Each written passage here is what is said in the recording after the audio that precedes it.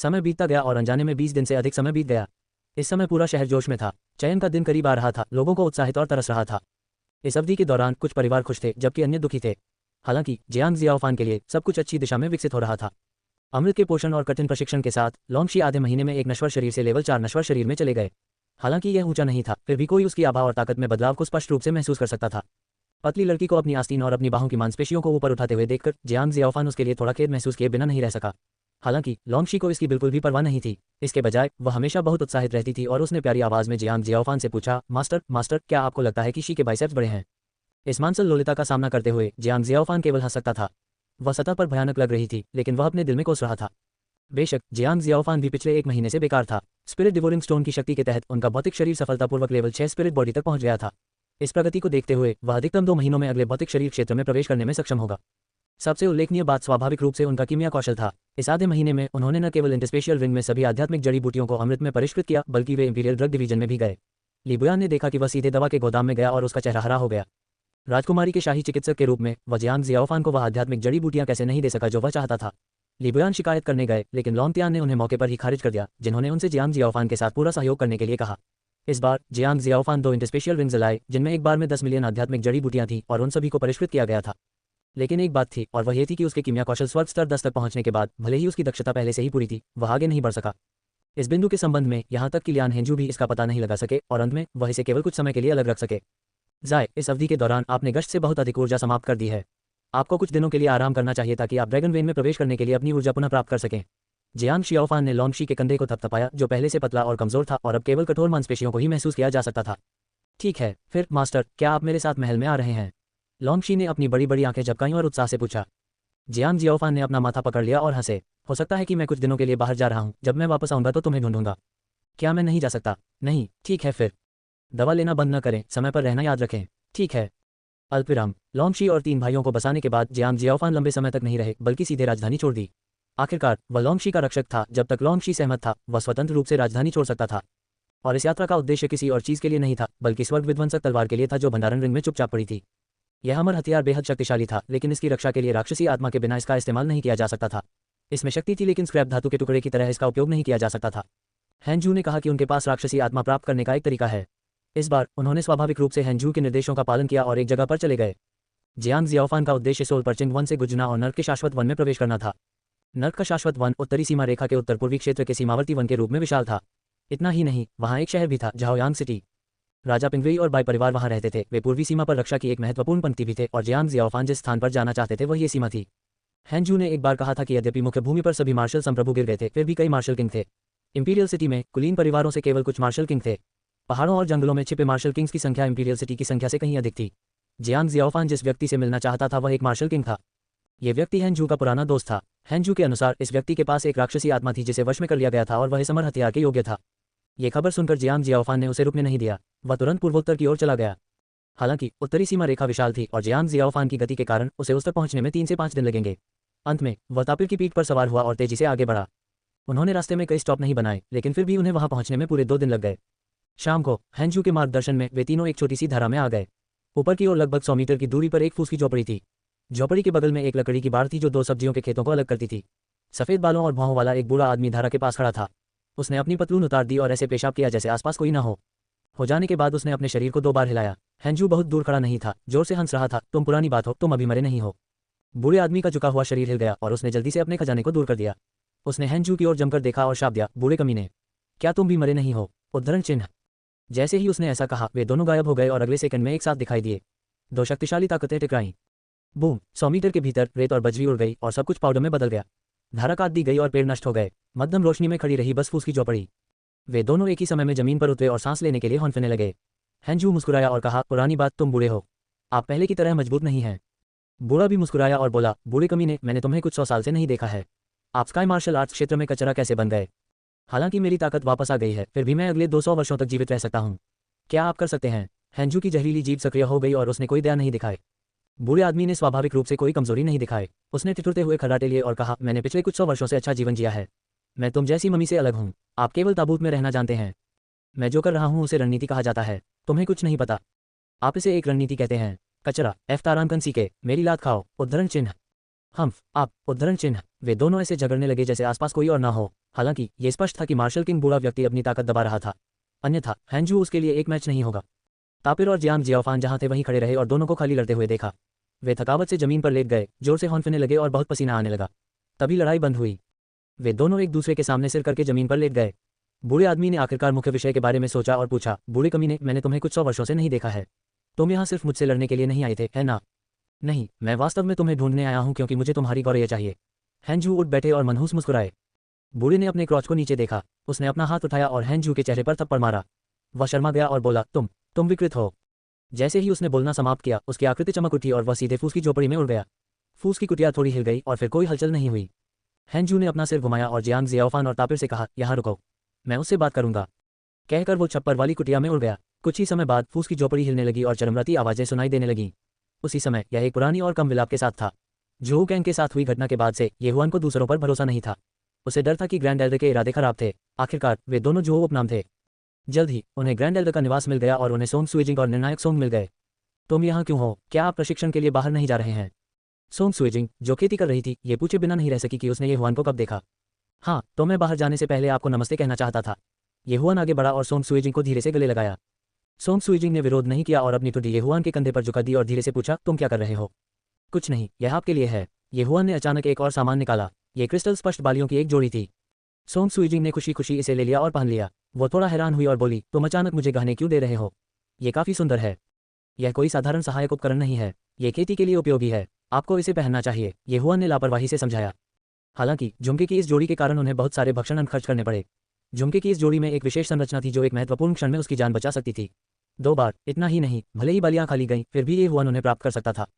ये सिर्फ मामले में था। आखिरकार येहुआन को नहीं पता था कि वह कितने समय के लिए चला जाएगा। सोंग सुएजिंग को कोई संदेह नहीं था और उन्होंने धीरे से याद दिलाया, हालांकि मास्टर ने कहा था कि गुफा में ज्यादा खतरा नहीं है, फिर भी आपको सावधान रहना होगा। मैं करूंगा, येहुआन ने कहा और अचानक अपना सिर घुमाया। सोंग सुएजिंग को पहले से ही इस कार्रवाई की आदत थी। उसने तुरंत टिप टिप करके येहुआन का गाल चोंच मार दी। येहुआन भी 2 लोगों की दुनिया में डूबा हुआ था। वह भाग्यशाली था कि उसे एक सुंदर और प्यारी मंगेतर मिली। हालांकि उन्हें भी दोगुना प्रयास करना पड़ा। न केवल उन्हें खुद को सुधारना था, बल्कि उन्हें सोंग सुएजिंग को भी एक साथ काम करना था। ठीक है, यहाँ अच्छी खेती करो और मेरे वापस आने का इंतजार करो। येहुआन ने सोंग सुएजिंग का सिर धीरे से रगड़ा। हाँ, सोंग सुएजिंग ने आज्ञाकारी ढंग से सिर हिलाया। सच कहूं तो वह वास्तव में येहुआन के साथ जाना चाहती थी, लेकिन वह पर्याप्त मजबूत नहीं थी। उसे डर था कि वह येहुआन के लिए बोझ बन जाएगा, इसलिए वह केवल सोरेन फर्मामेंट मनों में रह सकता था और ठीक से खेती कर सकता था। अल्पविराम। सोंग सुएजिंग को विदाई देने के बाद येहुआन स्वर्गीय निवास पर लौट आए और प्रवेश द्वार पर मिले। इस समय स्वर्गीय निवास के प्रवेश द्वार पर पहले से ही एक उड़ता हुआ आकाश ग्रेट पेंग इंतजार कर रहा था। इसके अलावा 4 अन्य आंकड़े भी थे। 4 हस्तियों में से एक ग्रैंड एल्डर जोहुयान थे, दूसरे डिवाइन प्रीफेक्चर अलायंस के उपगठबंधन नेता जियांग लियू थे। जहां तक अन्य 2 का सवाल है, येहुआन ने उन्हें पहले कभी नहीं देखा था। जब ग्रैंड एल्डर ने येहुआन को देखा तो वह चिल्लाया, इस बार मैं व्यक्तिगत रूप से आप सभी को वहां भेजूंगा। उसके बाद मैं मध्य प्रांत की यात्रा करूंगा। अन्य 3 प्रांतों के लोग पहले ही प्रस्थान कर चुके हैं। ऊपर आओ। येहुआन सोआरिंग स्काई ग्रेट पेंग के पीछे कूद गया। मैं आपका परिचय कराता हूँ, ये येहुआन है। जियांग लियू मुस्कुराए और परिचय दिया, येहुआन, ये जूनियर ब्रदर जियोन है जो हेवन लीडरबोर्ड पर 3रे स्थान पर है।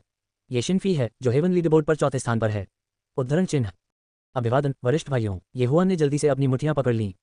जियांग लियू को हेवन लीडरबोर्ड पर 2रा स्थान दिया गया था। अब जबकि 3रा, 4था और 5वां यहाँ थे, वहाँ 4 लोग थे। जूनियर ब्रदर इतनी कम उम्र में बहुत मजबूत होते हैं। भविष्य में आप निश्चित रूप से हमसे आगे निकल जाएंगे। जियोन नाम का युवक मुस्कुराया। जहां तक शिनफी की बात है, उसने विनम्रतापूर्वक येहुआन की ओर अपना सिर हिलाया। उन्होंने कुछ नहीं कहा। ऐसा लग रहा था कि वह एक ऐसे व्यक्ति थे जो चुप्पी पसंद करते थे। ठीक है, बकवास करना बंद करो, चलो जल्दी करो। ऐसा कहने के बाद ग्रैंड एल्डर ने सोआरिंग स्काई ग्रेट पेंग को हवा में उड़ने और एक निश्चित दिशा की ओर उड़ने का आदेश दिया। मूल रूप से गुफा की खोज का मिशन प्रत्येक प्रांत के शीर्ष 4 शिष्यों को दिया गया था। हालांकि हेवनली प्रीफेक्चर के शीर्ष शिष्य, जो डिवाइन प्रीफेक्चर अलायंस के प्रमुख भी थे, अभी तक मध्य प्रांत से नहीं लौटे थे। जोहू डोंगफैंग, जो मूल रूप से 5वें स्थान पर थे, को भी येहुआन ने नीचे धकेल दिया था। इसलिए अब येहुआन की बारी थी। येहुआन काफी दबाव में था। जियांग लियू, जियोन और शिनफी सभी लेट मॉर्टल कोर योद्धा थे और वे अर्थ कोर क्षेत्र से केवल एक कदम दूर थे। जहां तक उसकी बात है, वह मध्य नश्वर कोर क्षेत्र तक भी नहीं पहुंचा था। हालांकि इन तीनों के अलावा अभी भी अर्थ प्रीफेक्चर, हुआन प्रीफेक्चर और हुआंग प्रीफेक्चर के लोग थे। इसलिए येहुआन की ताकत के साथ वह समूह के शीर्ष पर स्थान पाने में सक्षम था। इस बार सोआरिंग स्काई ग्रेट पेंग ने कुल 15 दिनों तक उड़ान भरी। अनगिनत पहाड़ों पर उड़ने के बाद वे अंततः एक घाटी में उतरे। कोई नहीं, ऐसा लगता है कि अन्य 3 प्रांतों के शिष्य पहले ही प्रवेश कर चुके हैं। ठीक है, आप लोग भी प्रवेश कर सकते हैं। पिछले संप्रदाय मास्टर ने एक बार व्यक्तिगत रूप से इस गुफा की खोज की थी। वास्तव में अंदर कुछ खतरे हैं, लेकिन आप चारों के लिए यह कोई समस्या नहीं होनी चाहिए। उद्धरण चिन्ह। ग्रैंड एल्डर ने कहा, बड़े बुजुर्ग, ये गुफा कहाँ है? हेवनली रैंकिंग में 3रे स्थान पर रहने वाले शिष्य जियोन ने आश्चर्य से चारों ओर देखा, लेकिन उसे कुछ नहीं मिला। हे, यह हरकोर योद्धा 100 साल पहले मध्य प्रांत में काफी प्रसिद्ध था, लेकिन मैंने सुना है कि उसकी मृत्यु 10 साल से भी पहले हुई थी। बेशक उसकी गुफा यहाँ बिना किसी कारण के नहीं बनाई जाएगी। एक नज़र डालें। ग्रैंड एल्डर ने बोलना समाप्त करने के बाद अपना हाथ उठाया और एक स्लैश लगाया। स्लैश पत्थर की दीवारों में से एक में घुस गया। हालांकि पत्थर की दीवार नष्ट नहीं हुई थी, इसके बजाय ये थोड़ा विकृत था। तो ऐसा ही है, एक संरचना प्रवेश द्वार को कवर कर रही है। जियोएन तुरंत समझ गया। इस समय जियांग लियू ये पूछे बिना नहीं रह सका, गुरु क्या ये स्वर्गीय युआन संप्रदाय का क्षेत्र नहीं है? हाँ, ये सही है, ये स्वर्गीय युआन संप्रदाय का क्षेत्र है। यह अफसोस की बात है कि उन्हें इसका पता नहीं चला, इसलिए हम भाग्यशाली रहे। जैसे ही ग्रैंड एल्डर ने बात की, उन्होंने सोरेंग स्काई ग्रेट पेंग को बुलाया और आगे कहा, ठीक है, मुझे कुछ फोर्जिंग सामग्री खरीदने के लिए मध्य प्रांत की यात्रा करनी होगी। यदि आप लोग अपने प्रशिक्षण से वापस आ गए हैं तो हेवनली युआन संप्रदाय में जाएं और हेवनली थंडर ईगल उधार लें। हाँ, उन चारों ने आदरपूर्वक सिर हिलाया। उसके बाद ग्रैंड एल्डर ने सोरेंग स्काई ग्रेट पेंग की सवारी की ओर चले गए। ठीक है, चलो अंदर चलते हैं। अन्य 3 प्रीफेक्चर के जूनियर भाई हमसे एक दिन पहले चले गए, इसलिए उन्हें अब तक आ जाना चाहिए था। अगर हम अब और देरी करेंगे तो मुझे डर है कि हमें कुछ नहीं मिल पाएगा। जियांग लियू ने बोलना समाप्त करने के बाद भ्रम की स्थिति के साथ सीधे पत्थर की दीवार में प्रवेश किया। येहुआन और अन्य 2 उसके पीछे पीछे चले। प्रवेश द्वार बड़ा नहीं था और इसमें एक समय में केवल 2 से 3 लोग ही बैठ सकते थे। घाटी असीमित थी, इसलिए यह एक चमत्कार था कि सोअरिंग स्काई मैंशन के ग्रैंड एल्डर इस जगह को ढूंढने में सक्षम थे। करीब 10 मिनट तक चलने के बाद आखिरकार उन चारों को रोशनी दिखाई दी। जैसे ही वे मार्ग से बाहर निकले, उन्हें सड़क में 4 कांटे दिखाई दिए। कांटों के बीच में एक विशाल मूर्ति थी। ये कम से कम 30 मीटर लंबा था। यह उतना ही वरिष्ठ होना चाहिए, जियांग लियू ने कहा। जब उन्होंने मूर्तिकला के नीचे शब्द देखे तो वे प्रबुद्ध हो गए। तो यह वरिष्ठ 100 साल पहले मध्य प्रांत में प्रसिद्ध हथियार रिफाइनर हो यांग है। इसके अलावा वह नक्काशी करना पसंद करता है। मुझे डर है कि यह बड़ी मूर्ति व्यक्तिगत रूप से उनके द्वारा बनाई गई थी। ये सचमुच बहुत अच्छा किया गया है।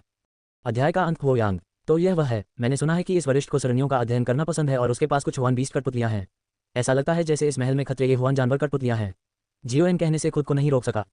हाँ जूनियर ब्रदर्स, यहाँ 4 रास्ते हैं। चलो अलग हो जाओ, रास्ते में हमें कुछ मूर्तियां मिल सकती हैं। मुझे आशा है कि आप दयालु होंगे और इन मूर्तियों को नष्ट नहीं करेंगे। जियांग लियू ने कहा और एक रास्ते पर चला गया। तो फिर मैं छुट्टी ले लूंगा। ध्यान रखें जूनियर ब्रदर्स। जियोएन भी दूसरे रास्ते पर चला गया। जहां तक चुपशिन्फी की बात है, उसने येहुआन की ओर सिर हिलाया और चला गया। अब येहुआन ही बचा था। येहुआन ने बड़ी मूर्ति को देखा और थोड़ी देर के लिए चुपचाप खड़ा रहा। चूंकि वह पहले ही लेट हो चुका था, इसलिए इसे कोई फर्क नहीं पड़ता था कि वह थोड़ा लेट था। उसे लगा कि बड़ी मूर्ति में कुछ अजीब है, लेकिन वह समझ नहीं पा रहा था कि इसमें अजीब क्या है। इसे भूल जाओ, चलो चलें। येहुआन सोचने में बहुत आलसी था। अब जबकि तीनों रास्ते व्यस्त थे, वह केवल आखिरी रास्ते तक ही जा सका। ये कहना था कि इस गुफा आवास को महल की तरह सजाया गया था। रास्ते में हुआन जानवरों के कई भित्ति चित्र थे और प्रत्येक को स्पष्ट रूप से उकेरा गया था। नीचे नाम और विवरण थे। उन्होंने सुना था कि हमेशा ऐसे विशेषज्ञ होते हैं जिनके बच्चे नहीं होते और वे किसी गुट से नहीं होते। इसलिए वे मरने से पहले एक गुफा में आवास बनाएंगे और अपना सामान अंदर रखेंगे, जैसे कि खेती की तकनीक, दिव्य हथियार और खजाने। येहुआन ने जियांग लियू से सुना कि हुयांग एक हथियार रिफाइनर था, इसलिए उसके पास बहुत सारी सामग्री और पृथ्वी हथियार होने चाहिए। येहुआन को इस गुफा आवास में बहुत रुचि थी। येहुआन रास्ते में चलता रहा और चलते समय भित्ति चित्रों को देखता रहा। ऐसा इसलिए था क्योंकि उन्हें एहसास हुआ कि भित्ति चित्रों में सिर्फ हुआन जानवरों को चित्रित नहीं किया गया था। अन्य चीजें भी थीं, जैसे कुछ हथियार बनाने के लिए आवश्यक सामग्री और तरीके। अंदर आने वाले अधिकांश लोग खजाने की तलाश में रहते थे और शायद ही कभी इन भित्ति चित्रों पर ध्यान देते थे। अभी येहुआन ने संयोग से पृथ्वी स्तरीय खजाने के ब्लेड की जालसाजी का एक भित्ति चित्र देखा था। उन्होंने इसे भक्षण प्रणाली में भी दर्ज किया था, लेकिन यह उनके लिए ज्यादा मूल्यवान नहीं था। वह कुछ देर तक आगे की ओर दौड़ता रहा और उसके बाद का रास्ता कुछ अलग था। दीवारों पर भित्ति चित्र गायब हो गए और उनके स्थान पर पत्थर की मूर्तियां थीं। तो यह वह व्यक्ति है जो हुयांग के संपर्क में रहा है, येहुआन ने भी कहा। उन्होंने इस पर ज्यादा ध्यान नहीं दिया और दौड़ते रहे। इसके बाद उसे अपने पहले खतरे का सामना करना पड़ा। यह एक काला तेंदुआ था, लेकिन ये कोई शरीर नहीं था। यह एक कठपुतली थी, एक अज्ञात सामग्री से बनी कठपुतली। दहाड़ काला तेंदुआ येहुआन पर झपटा, लेकिन अगले ही पल येहुआन ने उसे आधा कर दिया। आधे कदम वाले ओरिजिन को रियल मार्शल आर्टिस्ट की गति। येहुआन ने अपना हाथ उठाया और फिर से हमला किया, जिससे काले तेंदुए के शरीर में घूमने वाले हिस्से नष्ट हो गए। उसने शुरू से अंत तक कोई हथियार नहीं निकाला। काले तेंदुए का कोर नष्ट हो गया। येहुआन उसके पास गया और उसे खा गया। एक के लिए 100 मिलियन भक्षण बिंदु। येहुआन इतना खुश था कि वह अपना मुंह बंद नहीं कर सका। ऐसा लग रहा था कि इस काले तेंदुए की सामग्री काफी कीमती थी। हालांकि इससे पहले उनके पास अधिक भक्षण बिंदु नहीं थे। फोर्जिन कार्य पूरा करने के बाद उन्होंने 70 बिलियन अन्य भक्षण बिंदु प्राप्त कर लिए थे। गुफा की इस यात्रा के साथ वह प्रारंभिक नश्वर कोर क्षेत्र में घुसने में सक्षम हो सकता है। येहुआन आगे बढ़ता रहा। इस रास्ते में कुछ महल थे और रास्ते में कई कठपुतली के हिस्से भी थे। ये अन्य 3 महलों के शिष्यों की लाशें होनी चाहिए, लेकिन अधिकांश लाशें उन शिष्यों ने ले लीं। इससे वह कुछ असहाय महसूस कर रहा था। बहुत बुरा, क्योंकि हमें अन्य 3 महलों के शिष्यों की देखभाल करनी थी। हम चारों को 1 दिन की देरी हो गई थी। सारा अच्छा सामान छीन लिया गया है। वह बहुत असहाय महसूस कर रहा था। वह यहाँ 1 घंटे से अधिक समय से था, लेकिन उसे कुछ भी नहीं मिला। हालांकि इस समय वह अचानक मोहे चढ़ा। ऐसा इसलिए था क्योंकि उसे वास्तव में खून की गंध महसूस हुई थी। उसके शरीर में असंख्य जानवरों की वंशावली थी, इसलिए वह खून की गंध के प्रति बहुत संवेदनशील था। उसने अपनी आंखें तिरछी कर लीं और देखा कि खून का एक तालाब उससे ज्यादा दूर नहीं है। ऐसा लग रहा था जैसे कोई शिष्य घायल हो गया हो। कनिष्ठ शिष्य। अचानक येहुआन के पीछे से एक परिचित आवाज निकली। येहुआन का शरीर कांप उठा। वह तेजी से पलटा और पाया कि उसके पीछे एक और व्यक्ति है। इसके अलावा वह इस व्यक्ति से काफी परिचित था। वह अर्थ रैंकिंग में नंबर 1 था, जियांग यू। वरिष्ठ शिष्य, तुम यहाँ क्यों हो? उद्धरण चिन्ह। येहुआन बहुत आश्चर्यचकित था। वह जानता था कि जियांग यू भी प्रारंभिक नश्वर कोर क्षेत्र में था, लेकिन वह अपनी इंद्रियों से बचने और उसके पीछे आने में सक्षम था। हे मैं अभी वहां से आया हूँ। कनिष्ठ शिष्य, तुम्हें इतनी देर क्यों हो गई? जियांग यू हाथ में लंबी तलवार और चेहरे पर मुस्कान लेकर चला गया। लेकिन ठीक इसी समय ये हुआन ने अचानक भौहें सिकोड़ ली और कहा, वहीं रुक जाओ। जूनियर शिष्य, क्या गलत है? जियांग, तुम रुक गए। हम आप मुझे केवल एक भ्रामक संरचना के साथ भ्रमित करना चाहते हैं। ये हुआन ने उपहास किया। उसने 8 उजाड़ तलवार निकाली और जियांग यू पर वार किया। जियांग तो आधे में कट गया था। अंत में उसका शरीर मुड़ने लगा और एक काले तेंदुए में बदल गया। क्या मजाक है? ये हुआन के शरीर में एक high rank formation breaking grand master था। जब तक ये बहुत उन्नत संरचना नहीं थी, यह उसकी इंद्रियों से बच नहीं सकती थी। इसके अलावा ये हुआन अपनी सुपरसोनिक बैट ब्लड लाइन के कारण यह पुष्टि करने में सक्षम था कि यह एक भ्रामक गठन था। वह समझ सकता था कि जियांग यू चारों तरफ से आ रहा था। वह आगे बढ़ा और कठपुतली के शरीर को खा गया। फिर उसने चारों ओर देखा। फिर उसने अचानक छलांग लगाई और अपनी हथेली से जमीन पर प्रहार किया। धमाका! फर्श टूट गया और ये हुआन की आंखों में बैंगनी रोशनी चली गई। निश्चित रूप से जमीन के नीचे एक भ्रामक संरचना की नींव थी। ये हुआन तेजी से आगे बढ़ा और नींव को नष्ट कर दिया।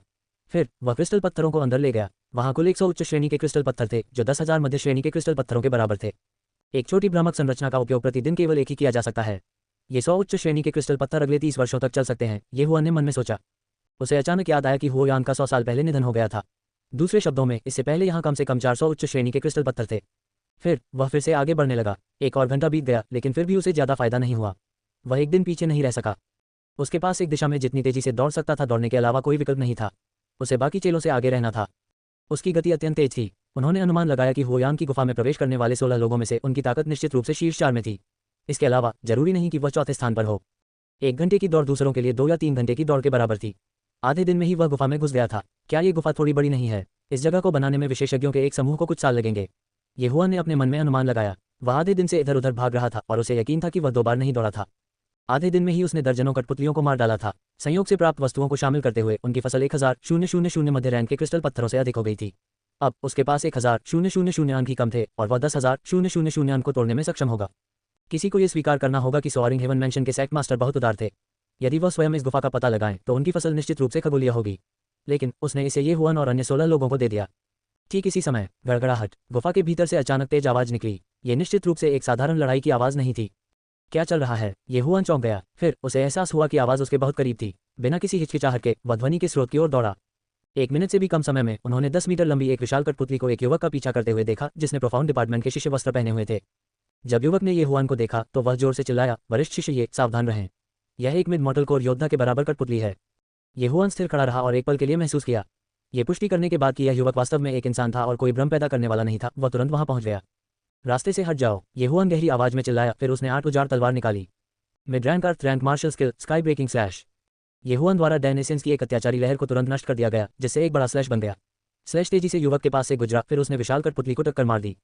उसके बाद युवक मुड़ा और देखा कि विशाल कठपुतली आधे में विभाजित हो गई थी और वह जमीन पर गिर गई। ये हुआन ने बहुत सारी कठपुतलियों को मार डाला था और उसके पास एक फॉर्मेशन ब्रेकिंग मास्टर का वंश भी था। वह इन कठपुतलियों के भीतर संरचना के मूल को आसानी से ढूंढ सकता था और उन्हें एक ही बार से मार सकता था। जब युवक ने ये हुआन को अविश्वास से देखा तो उसका मुंह खुला हुआ था।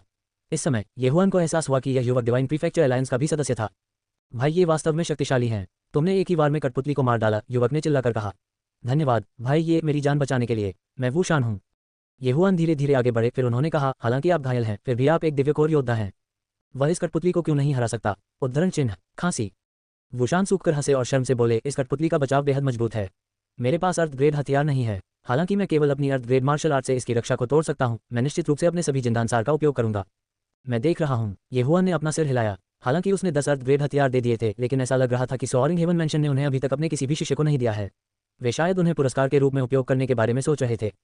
ठीक इसी समय ये हुआन ने अचानक अपनी भंडारण रिंग से एक नेबुला तलवार निकाली। फिर उसने कहा, मेरे पास 1 से अधिक अर्थ ग्रेड हथियार हैं। कनिष्ठ भाई, यदि आप चाहें तो आप इसे उन कठपुतलियों की लाशों से बदल सकते हैं। नेबुला तलवार को देखकर वुशान की आंखें चमक उठी। उसने झट से कहा, थैंक यू सीनियर भाई, लेकिन कनिष्ठ भाई के पास केवल 30 लाशें हैं। मुझे यकीन नहीं है कि यह पर्याप्त है या नहीं।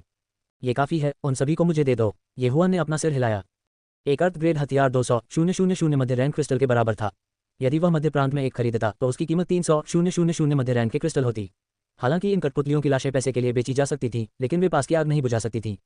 बिना किसी हिचकिचाहट के वुशान ने अपनी भंडारण अंगूठी से सभी कठपुतलियों की लाशें ये हुआन को फेंक दी। धन्यवाद वरिष्ठ भाई, इस विशाल कठपुतली को भी बड़े भाई ने मार डाला। वरिष्ठ भाई, आप भी इसे ले सकते हैं, वुशान ने आदरपूर्वक कहा। ये हुआन ने संकोच नहीं किया और सीधे विशाल कठपुतली को खा लिया। जब उसने अपने सिर में सूचना सुनी तो उसकी आंखें चमक उठीं। मैं घास काटने जा रहा हूँ। यह विशाल कठपुतली वास्तव में 10 बिलियन डिवोर पॉइंट्स के लायक थी। ठीक है, चलो अलग हो जाएं। अपना ख्याल रखना। इस विशाल कठपुतली के मूल्य को देखने के बाद ये हुआन अब और नहीं रहना चाहता था। वह जल्दी करके कठपुतलियों को मारना चाहता था। ठीक है, वुशान भी अकेले चलना चाहते थे। अब जब उसके पास नेबुला तलवार थी, भले ही उसे इस विशाल कठपुतली का दोबारा सामना करना पड़े, वह उसे मारने में सक्षम होगा। हालांकि इस समय उन्हें अचानक कुछ याद आया और उन्होंने जल्दबाजी में कहा, ओह ठीक है वरिष्ठ भाई, हम 16 के अलावा इस गुफा निवास में अन्य लोग हैं। वे हमारे पीछे पीछे आए और अंदर आए। अन्य लोग कौन? ये हुआन थोड़ा आश्चर्यचकित था। वे स्वर्गीय युआन संप्रदाय से हैं। वुशान ने उत्तर दिया, उन्हें अभी अभी इस गुफा आवास की खोज हुई है। स्वर्गीय युआन संप्रदाय, ये नाम सुनकर ये हुआन की आंखें चमक उठीं। 2 साल पहले जब वह लियान्युन शहर में थे तो उन्होंने इस नाम के बारे में सुना था। लिंजू एप, जो पहले उनसे जुड़े हुए थे, इस संप्रदाय में शामिल हो गए थे। अब आखिरकार उसे समझ आ गया कि स्वर्गीय युआन संप्रदाय किस प्रकार की शक्ति है।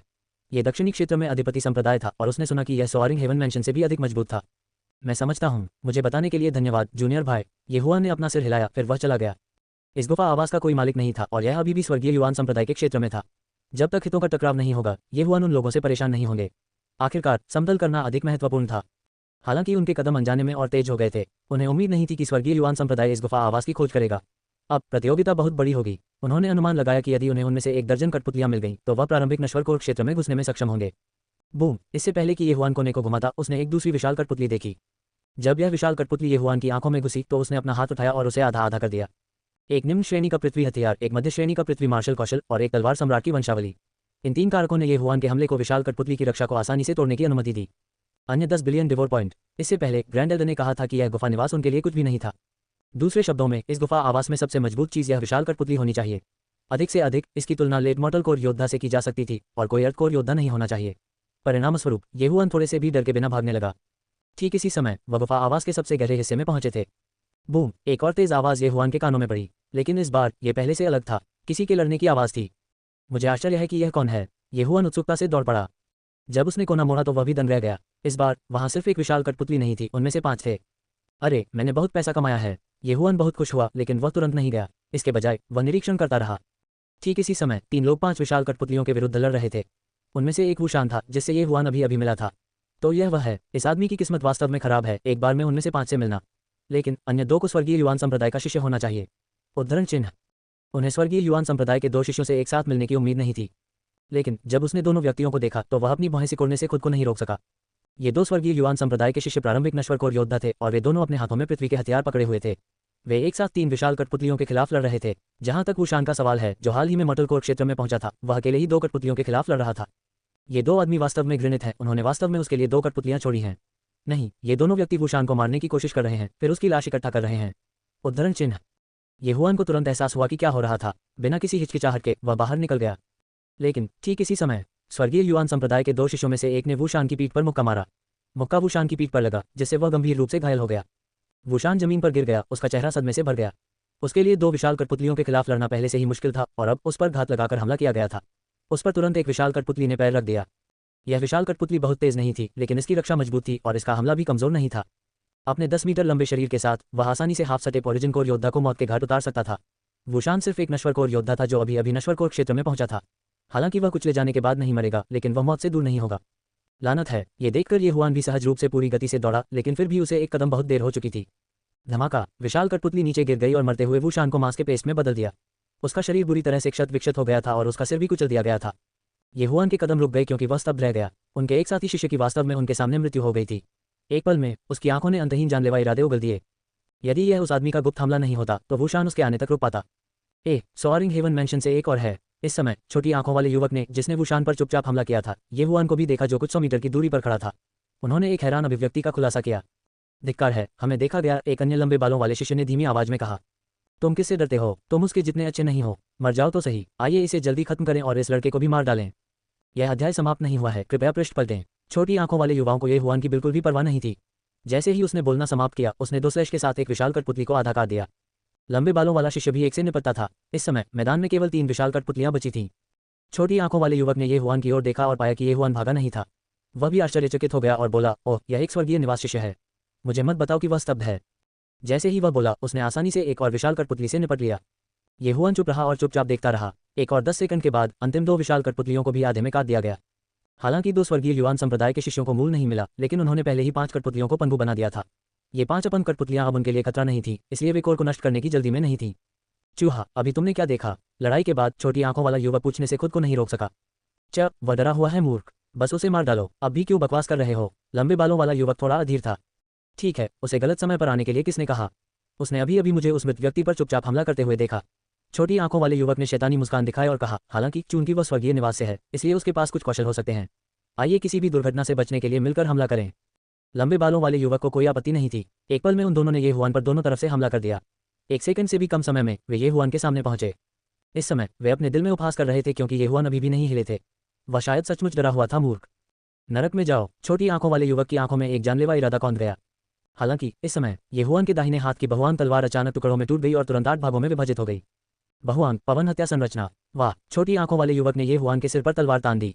हालांकि जैसे ही तलवार की नोक हुआन के माथे को छेदने वाली थी, उसे अपनी आंखों के सामने एक चमक महसूस हुई। फिर उसे अपनी बांह, जांघ, कमर और गले में दर्द महसूस हुआ। इन सभी हिस्सों से ठंड की अनुभूति हो रही थी। उसने सहज रूप से अपने दाहिने हाथ की ओर देखा और पाया कि वह उसके शरीर से अलग हो गया था। कट बहुत साफ था और खून भी नहीं था। यह अध्याय अभी समाप्त नहीं हुआ है, कृपया पृष्ठ पलट दें। इस समय उसकी आंखें फिर से चमक उठीं। अगले ही पल ये हुआन आधे में बंध गया। उसका ऊपरी शरीर और निचला शरीर अलग हो गया था। हालांकि ये हुआन का शरीर नहीं था जो अलग हो गया था, यह उसकी आंखें थीं जो आधी कट गई थीं। दूसरे शब्दों में उसका आधा सिर काट दिया गया था। दर्जनों टुकड़ों में कटे हुए छोटी आंखों वाले युवक के शव को देखते हुए बाद में पहुंचे लंबे बालों वाले युवक तुरंत रुक गए।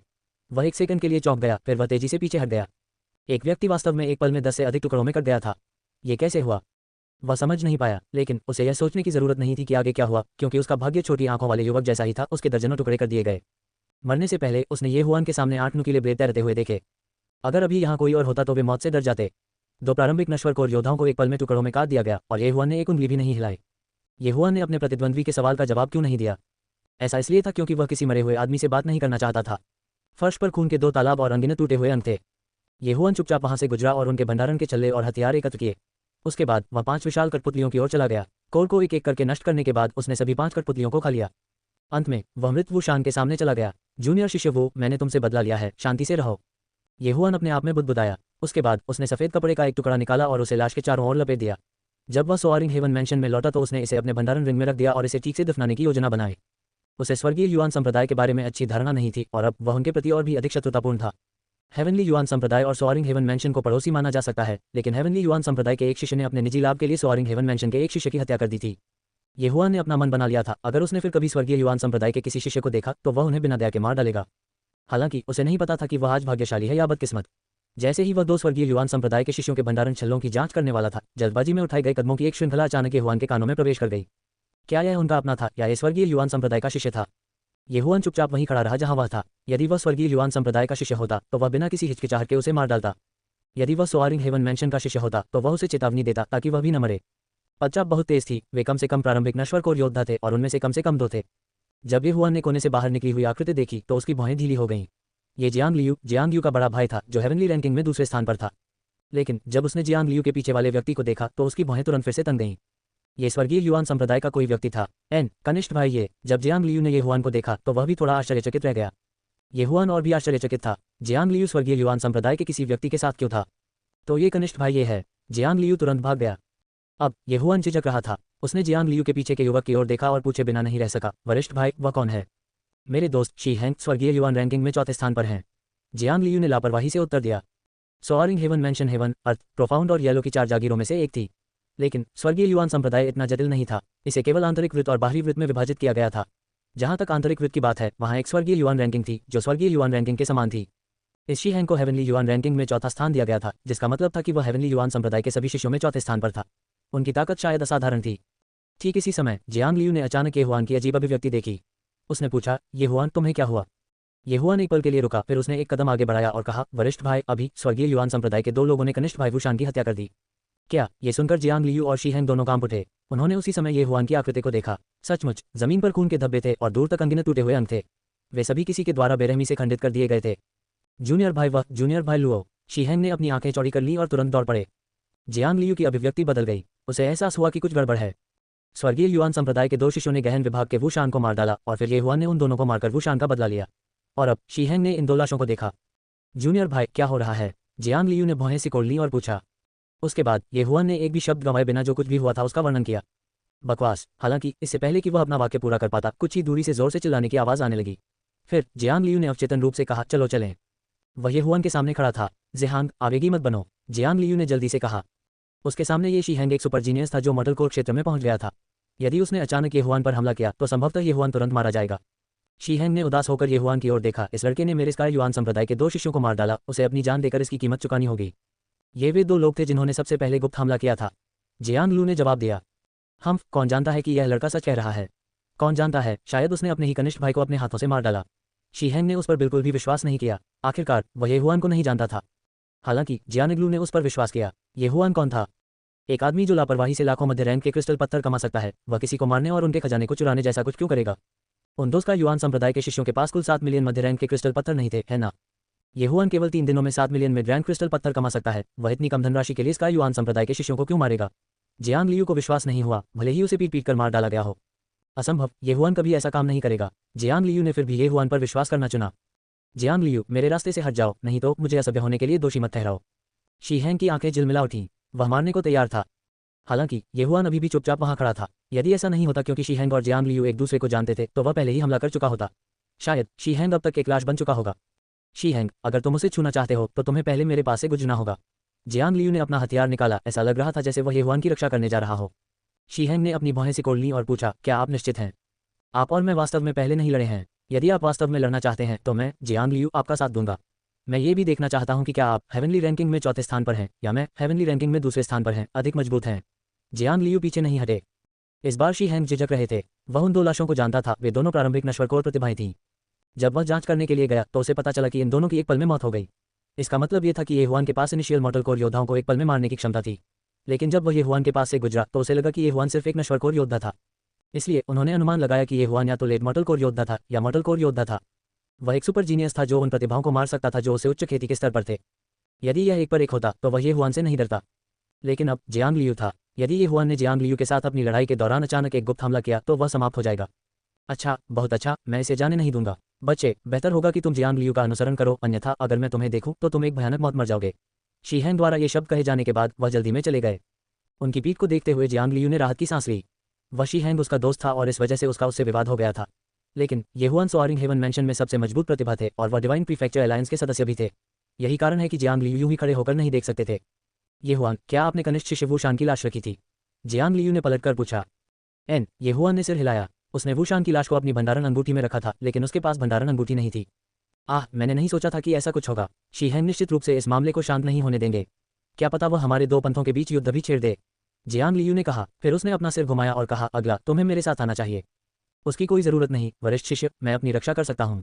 येहुआन ने अपना सिर हिलाया। वास्तव में वह अभी भी शीहेंग के आने का इंतजार कर रहा था। हालांकि उसने पहले कभी मॉर्टल कोर योद्धा से लड़ाई नहीं की थी, लेकिन उसे कम से कम 80% यकीन था कि वह शीहेंग को मार सकता है। वह कैसे हो सकता है? अगर आप उससे मिले तो क्या होगा? जियांग लियू ने तुरंत कहा। नहीं, मेरी किस्मत इतनी बुरी नहीं है। ओह ठीक है, वरिष्ठ शिष्य, क्या आप उसके अच्छे दोस्त हैं? येहुआन ने पूछा। जियांग लियू एक पल के लिए चौंक गया, फिर उसने अपना सिर हिलाया और कहा, नहीं, हम अभी मिले थे जब हम मध्य प्रांत में प्रशिक्षण ले रहे थे। हम पहले भी साथ लड़े थे। मैं देख रहा हूँ। येहुआन ने अपना सिर हिलाया। ऐसा लग रहा था कि शीहेंग को अभी भी मारा जा सकता है। तुम मेरे साथ क्यों नहीं आते? अगर हम सचमुच उससे मिले तो परेशानी होगी। जियांग लियू ने फिर भी उसे मनाने की कोशिश की, लेकिन येहुआन ने फिर भी इनकार कर दिया। उसकी कोई जरूरत नहीं है, वरिष्ठ शिष्य। मेरी काया और अपर रैंक मूवमेंट स्किल के साथ भले ही हम उससे मिलें, वह मुझे पकड़ नहीं पाएगा। इन शब्दों के बाहर आते ही जियानिग्लू दंग रह गया। येहुआन के पास वास्तव में ऊपरी रैंक आंदोलन कौशल था, लेकिन वह नहीं जानता था कि येहुआन सिर्फ मजाक कर रहा था। अगर ऐसा है तो सावधान रहें। जियांग लियू ने और कोई सवाल नहीं पूछा। येहुआन ने अपना सिर हिलाने के बाद वह मुड़ा और दूसरी दिशा की ओर चला गया। उनके जाने के बाद जियांग लियू कुछ समय के लिए वहीं रहे जहां वह थे। उसे चिंता थी कि शीहेंग अचानक पलट जाएगा और येहुआन का पीछा करेगा। 10 मिनट बाद वह अंततः चला गया, लेकिन उसने शीहेंग का पीछा नहीं किया, बल्कि वह दूसरी दिशा की ओर चला गया। हालांकि उनके जाने के बाद येहुआन अचानक फिर से प्रकट हो गए। उन्होंने उस दिशा की ओर देखा जहां शीहेंग ने छोड़ा था और एक अजीब मुस्कान दिखाए। आप सिर्फ एक स्वर्गीय नश्वर कोर योद्धा हैं, आपके सामने इतना अहंकारी होने की हिम्मत कैसे हुई? शायद आप उन दोनों के समान ही हैं। आज मैं तुम्हें नरक भेज दूंगा, उसने मन ही मन ठिठुरते हुए कहा। फिर शीहेंग का पीछा करने लगा। उच्च रैंक वाले सुपरसोनिक बैट वंश के साथ उन्हें अपने प्रतिद्वंद्वी को पकड़ने में सक्षम नहीं होने के बारे में चिंता करने की कोई आवश्यकता नहीं थी। हालांकि अभी केवल 10 मिनट ही हुए थे। येहुआन इन 10 मिनटों में एक बार पहले ही टूट चुका था। ये सही है, उसने कठपुतलियों की 5 लाशों के साथ साथ 2 पुरुषों के भंडारण छल्लों की वस्तुओं को भी खा लिया था। वह प्रारंभिक नश्वर कोर क्षेत्र में प्रवेश कर चुका था। अभी शीहेंग को इस बात का अंदाजा नहीं था कि मौत का देवता पीछे से उसका पीछा कर रहा है। वह भी जो सबसे अधिक करना चाहता था वह येहुआन को मारना नहीं था, बल्कि सोआरिंग हेवन मैंशन के शिष्यों को ढूंढना था। चूंकि चीजें इस पर आ गई थी, इसलिए उसे अब चिंता करने की कोई जरूरत नहीं थी। इसलिए वह सोआरिंग हेवन मैंशन के शिष्यों का शिकार करना चाहता था। दूसरे शब्दों में, वह उन्हें मारना चाहता था और उनके खजाने को चुराना चाहता था। इससे पहले उन्होंने जियांग लियू से सुना था कि हेवनली मैंशन से केवल 3 लेट मॉडल कोर योद्धा थे। उनमें से बाकी ज्यादातर प्रारंभिक नश्वर कोर योद्धा थे और उनमें से केवल कुछ ही प्रारंभिक नश्वर कोर योद्धा थे। अपनी ताकत से उनमें से किसी को भी मारना कोई समस्या नहीं थी। हालांकि जब वह अभी भी चारों ओर खोज रहा था और आसपास की बातें सुन रहा था, एक आकृति पहले ही उसे पकड़ चुकी थी। ये हुआन था, उसे ढूंढ लिया। ये हुआन जो शीहेंग के पीछे था ने एक जानलेवा इरादे का खुलासा किया। एक स्वर्गीय नश्वर कोर योद्धा के पास बहुत सारे खजाने होने चाहिए और उसकी भंडारण अंगूठी में कठपुतलियों की लाशें भी हो सकती हैं। गुफा में दृश्य इतना धुंधला नहीं था, समय समय पर आसपास के वातावरण में चमकने वाली चीजें होती थीं। इसलिए ये हुआन चुपचाप पास आने के लिए शैडो लेपर्ड की वंशावली का उपयोग नहीं कर सका। हालांकि उसकी वर्तमान ताकत के साथ गुप्त हमले की कोई आवश्यकता नहीं थी, वह बस आमने सामने लड़ सकता था। शीहेंग। ये हुआन अचानक अपने ट्रैक पर रुक गया और चिल्लाया। जब शीहेंग ने उसका नाम सुना तो वह भी अचानक पलट गया। जब उसने ये हुआन को खोजा जो कई 100 मीटर दूर था तो उसकी आंखें तुरंत चौड़ी हो गईं। जन्नत का रास्ता था, फिर भी तुमने लेने से इनकार कर दिया। नरक का कोई दरवाजा नहीं था, फिर भी आप अंदर घुस गए। तुम्हारे अंदर दम है, आपने वास्तव में मुझे ढूंढने की पहल करने का साहस किया। क्या तुमने सोचा था कि मैं तुम्हें सिर्फ इसलिए नहीं पहचान पाऊंगा क्योंकि तुमने अपने कपड़े बदल लिए और मास्क पहन लिया? शीहेंग ने उपहास किया, लेकिन उन्होंने अपने गार्ड को निराश नहीं किया। शायद जियानग्लू उनके पीछे छिपा हुआ था। वह केवल जियांग लियू के साथ कंधे से कंधा मिलाकर लड़े थे, इसलिए उन्हें केवल परिचित ही माना जा सकता था। इसलिए यह संभव था कि जियांग लियू ने अपने सामान का लालच किया था और ये हुआन के साथ मिलकर उसे मारने की साजिश रची थी। चिंता मत करो, मैं जियांग के साथ नहीं हूँ। ये हुआन के मुंह के कोने थोड़े मुड़े हुए थे। उसने अपना मुखौटा नहीं उतारा। वह नहीं चाहता था कि दूसरे लोग संयोग से उसे शीहेंग को मारते हुए देखें। हे शीहेंग फिर हंसे। वह स्थिति को लेकर थोड़ा असमंजस में था। हालांकि जब उसने ये हुआन को अपनी ओर चलते देखा तो उसकी आंखें चमक उठीं। जब तक वह काफी करीब था वह तुरंत ये हुआन को मार सकता था। जियानग्लू ने उसका पीछा किया तो भी यह बेकार होगा। आखिरकार यह मार्ग 1000 मीटर से अधिक लंबा था, काफी लंबा था। ये हुआन धीरे धीरे पास आया। इस समय वह शीहेंग से केवल 200 मीटर की दूरी पर था। यदि उत्तरार्ध अचानक फट गया तो दूरी को शून्य तक बंद करने में 2 सेकंड से भी कम समय लगेगा। ये हुआन को देखते हुए जो जानलेवा इरादे से भरा हुआ था, शीहेंग थोड़ा स्तब्ध रह गया। उनकी अभिव्यक्ति गरिमापूर्ण हो गई और उन्होंने कहा, मुझे मत बताओ कि तुम अभी मुझे मारना चाहते हो। अगर मैं तुम्हें नहीं मारता तो क्या तुम्हें लगता है कि मैं यहाँ मरने आया हूँ? ये हुआन उदासीनता से मुस्कुराया। अगले ही पल उसने तेजी से विस्फोट किया और सीधे दूरी को 100 मीटर के भीतर बंद कर दिया। इतनी तेजी से बाघ को खाने के लिए सुअर का किरदार निभाना। शीहेंग ने तुरंत प्रतिक्रिया व्यक्त की। इससे पहले ये हुआन ने अपने 2 जूनियर भाइयों की हत्या कर दी थी। उसकी ताकत निश्चित रूप से सामान्य नहीं थी, इसलिए जब उसने ये हुआन को देखा तो वह हमेशा सतर्क रहता था। मुझे कम मत समझो। 7/ वह एक सतर्क व्यक्ति भी थे। यह महसूस करने के बाद कि ये हुआन सामान्य नहीं था, उसने सीधे तौर पर मध्य श्रेणी की अर्थ लेवल मार्शल आर्ट का इस्तेमाल किया और ये हुआन को तुरंत मारने की तैयारी की। 7/ तुरंत हवा में कट गए। ये हुआन के सामने बहते समय हवा में सीटी बजाए। 7/ बहुत पेचीदा कोनों से थे। यदि ये हुआन चकमा देने के लिए अपनी मूवमेंट तकनीक का उपयोग करना चाहता है तो यह वास्तव में मुश्किल होगा। यदि यह पहले था तो ये हुआन और शीहेंग 2 क्षेत्रों में अलग थे। यदि वे आमने सामने लड़ते तो उसे नहीं पता होता कि वह जीत सकता है या नहीं। आखिरकार स्काई युआन संप्रदाय सोआरिंग हेवन मेंशन से भी अधिक मजबूत शक्ति थी। लेकिन अब ये हुआन का चकमा देने का कोई इरादा नहीं था। Sky breaking slash. ये हुआन ने 8 उजाड़ तलवार को अपने हाथ में पकड़ लिया और लापरवाही से काट डाला। एक विशाल तीर प्रकाश ने तुरंत 7/ को नष्ट कर दिया और साथ ही ये शीहेंग की ओर भाग गया। ये देखकर शीहेंग की आंखें फैल गईं। अपने जिंदानसार की ताकत के साथ उन्होंने अर्थ लेवल हथियार और mid grade earth level martial art का इस्तेमाल किया। ये कैसे संभव हुआ? क्या यह मुझे मारने की आपकी क्षमता है? ये हुआन ने उपहास किया। उसका दाहिना हाथ तेजी से चमक रहा था।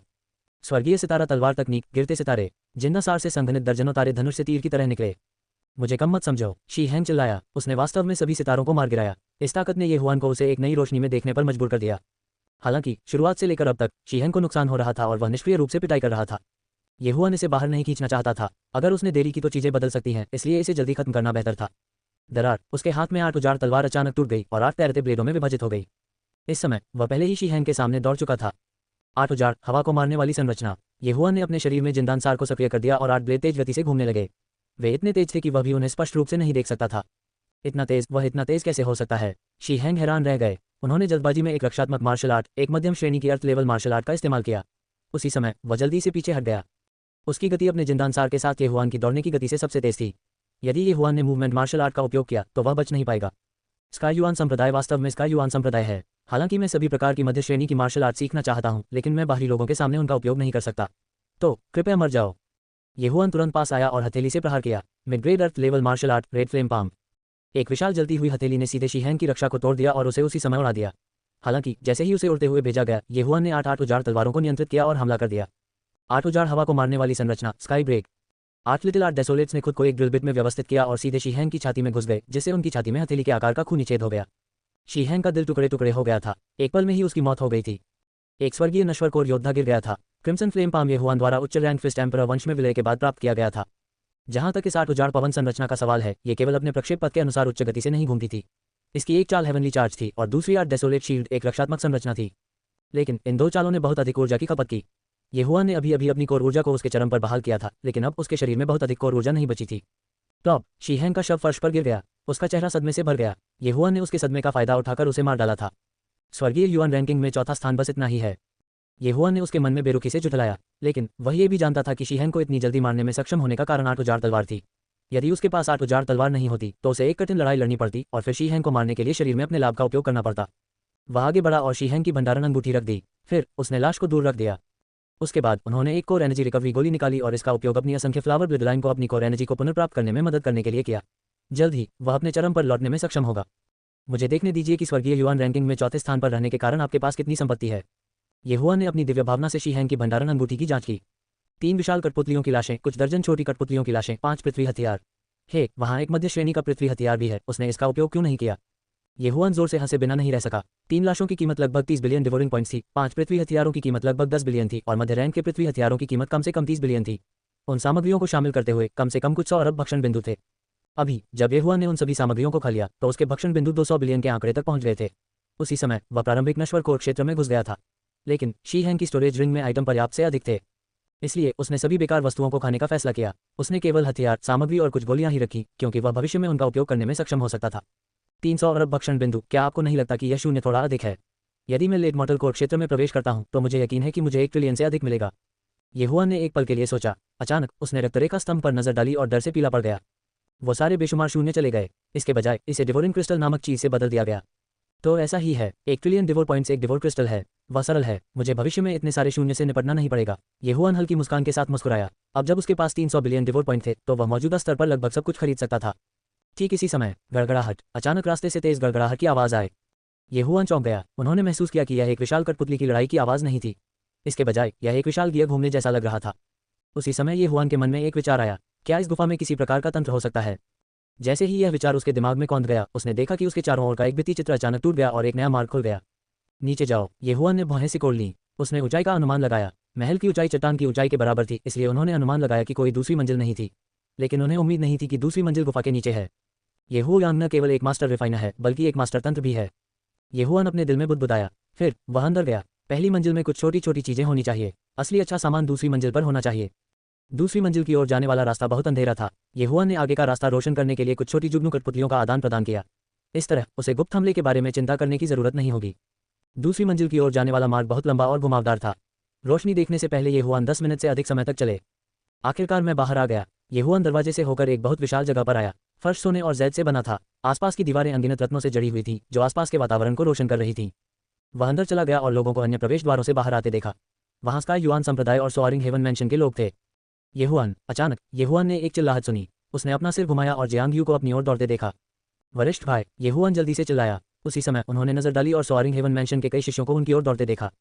क्या चल रहा है? हम सब एक साथ क्यों इकट्ठे हैं? जियांग तुम पास भागे और चौंक कर पूछा। मुझे पूरा यकीन नहीं है। ये हुआन ने अपना सिर हिलाया। इस समय जियांग यू के भाई जियांग लियू, जियोएन और शिनफी सहित अन्य प्रवेश द्वारों से लोग बाहर आए। जल्द ही सोआरिंग हेवन मैंशन के शिष्य एक साथ एकत्र हुए। दूसरी ओर का युआन संप्रदाय ने भी ऐसा ही किया। हालांकि जाहिर तौर पर उनके पास सोआरिंग हेवन मैंशन से भी अधिक लोग थे। इस समय पहले से ही 30 लोग इकट्ठे थे। 15 लोग। मुझे याद है कि हमारी 4 में से 4 हवेलियां आई थीं। और कौन है? जियांग तुमने आश्चर्य से पूछा। ये वूशान है। जूनियर भाई वूशान यहाँ नहीं है, गहन विभाग के एक शिष्य ने उत्तर दिया। इस नाम के उल्लेख पर जियांग लियू ने भी ये हुआन पर नजर डाली और कहा, जूनियर भाई वूशान मर चुका है। हम सब यहाँ हैं। क्या मृत? बिग ब्रदर, क्या हो रहा है? जियांग तुमने चौंक कर पूछा। वूशान की मृत्यु के कारण वह आश्चर्यचकित नहीं था, बल्कि इसलिए आश्चर्यचकित था क्योंकि जियांग लियू को इसके बारे में पता था। चलो इस बारे में बाद में बात करते हैं। जियांग लियू ने असहाय होकर अपना सिर हिलाया। गड़गड़ाहट, गड़गड़ाहट। जियांग लियू के बोलने के तुरंत बाद गड़गड़ाहट की आवाज़ों की एक श्रृंखला गूंज उठी। सभी ने पलटकर देखा कि जिस प्रवेश द्वार से वे आए थे वह बंद था। जियांग लियू चौंक गया और उसने जल्दी से एक स्लैश जारी किया। हालांकि इस स्लैश का इन दरवाजों पर कोई प्रभाव नहीं पड़ा। संपर्क में आने पर उसका डेंटियन तुरंत विघटित हो गया। कितना कठिन दरवाजा है! जियांग तुम आश्चर्यचकित थे। ये हुआन ने भौहें सिकोड़ लीं और बोलने से पहले एक पल के लिए कहा, इस दरवाजे की सामग्री सामान्य नहीं है और इसमें रक्षात्मक संरचना है। इतना ही नहीं, इसके चारों ओर पत्थर की दीवारें एक जैसी हैं। क्या? ये सुनकर उपस्थित 14 लोग सत्य में आ गए। उन्होंने अवचेतन रूप से दरवाजे पर हमला किया, लेकिन ये बेकार था। किसी को ये जानना होगा कि उन सभी के संयुक्त हमलों का सामना करते समय एक अर्धकोर योद्धा को भी पीछे हटना होगा। ऐसा लगता है जैसे हम मुसीबत में हैं, सबने अपने दिल में सोचा। ये हुआन को भी लगा कि ये दरवाजा सामान्य नहीं है, लेकिन वह नहीं जानता था कि तियानचोंग इस दरवाजे को तोड़ सकता है या नहीं। लेकिन पहले उसे एक नज़र डालनी थी कि यह जगह कहाँ है। उसने चारों ओर देखा। स्कायुआन संप्रदाय के शिष्यों के अलावा जो ज्यादा दूर नहीं थे, केवल एक ही चीज बची थी। उत्तर में पत्थर की दीवार के सामने एक विशाल पत्थर की मूर्ति थी। जब सबकी नजर इस पत्थर की मूर्ति पर पड़ी तो वे चिल्लाए बिना नहीं रह सके। अध्याय का अंत। क्या ये गुफा के प्रवेश द्वार पर लगी पत्थर की मूर्ति नहीं है? जियांग तुमने उत्सुकता से पूछा। येहुआ ने इसे ध्यान से देखा। ये पत्थर की मूर्ति प्रवेश द्वार की मूर्ति से काफी मिलती जुलती थी, लेकिन इस पत्थर की मूर्ति के सामने कुछ और भी था। यह अपने दाहिने हाथ में कांस्य रंग की एक बड़ी तलवार थी। पत्थर की मूर्ति 30 मीटर से अधिक ऊंची थी और इसका हथियार भी 20 मीटर से अधिक ऊंचा था। ये देखकर ये जुबान की आंखें चमक उठीं। ये निश्चित रूप से कुछ अच्छा था। हालांकि ठीक इसी समय हो यांग की पत्थर की मूर्ति की कसकर बंद आंखें अचानक खुल गईं। बकवास। येहुआन हैरान था और इतना ही नहीं, अन्य सभी लोग इतने हैरान थे कि उन्होंने जोर से कोसना शुरू कर दिया। हर कोई, एक और तेज आवाज आए और सभी चौंक गए। पत्थर की मूर्ति बात कर रही थी और वह अपने हाथ में बड़ी तलवार भी उठा रही थी। सावधान रहो सब, ये पत्थर की मूर्त हिल सकती है। किसी ने तुरंत सबको याद दिलाया। येहुआन ने अपनी आंखें घुमाईं। क्या मुझे आपको याद दिलाने की जरूरत थी? हर कोई, मैं इस गुफा का मालिक हो यांग हूँ। चौंकिए मत, जब आप ये सुनेंगे तो मैं मर जाऊंगा। ये सिर्फ एक वॉइस रिकॉर्डिंग स्टोन है जिसे मैंने पहले ही रिकॉर्ड कर लिया था। उद्धरण चिन्ह।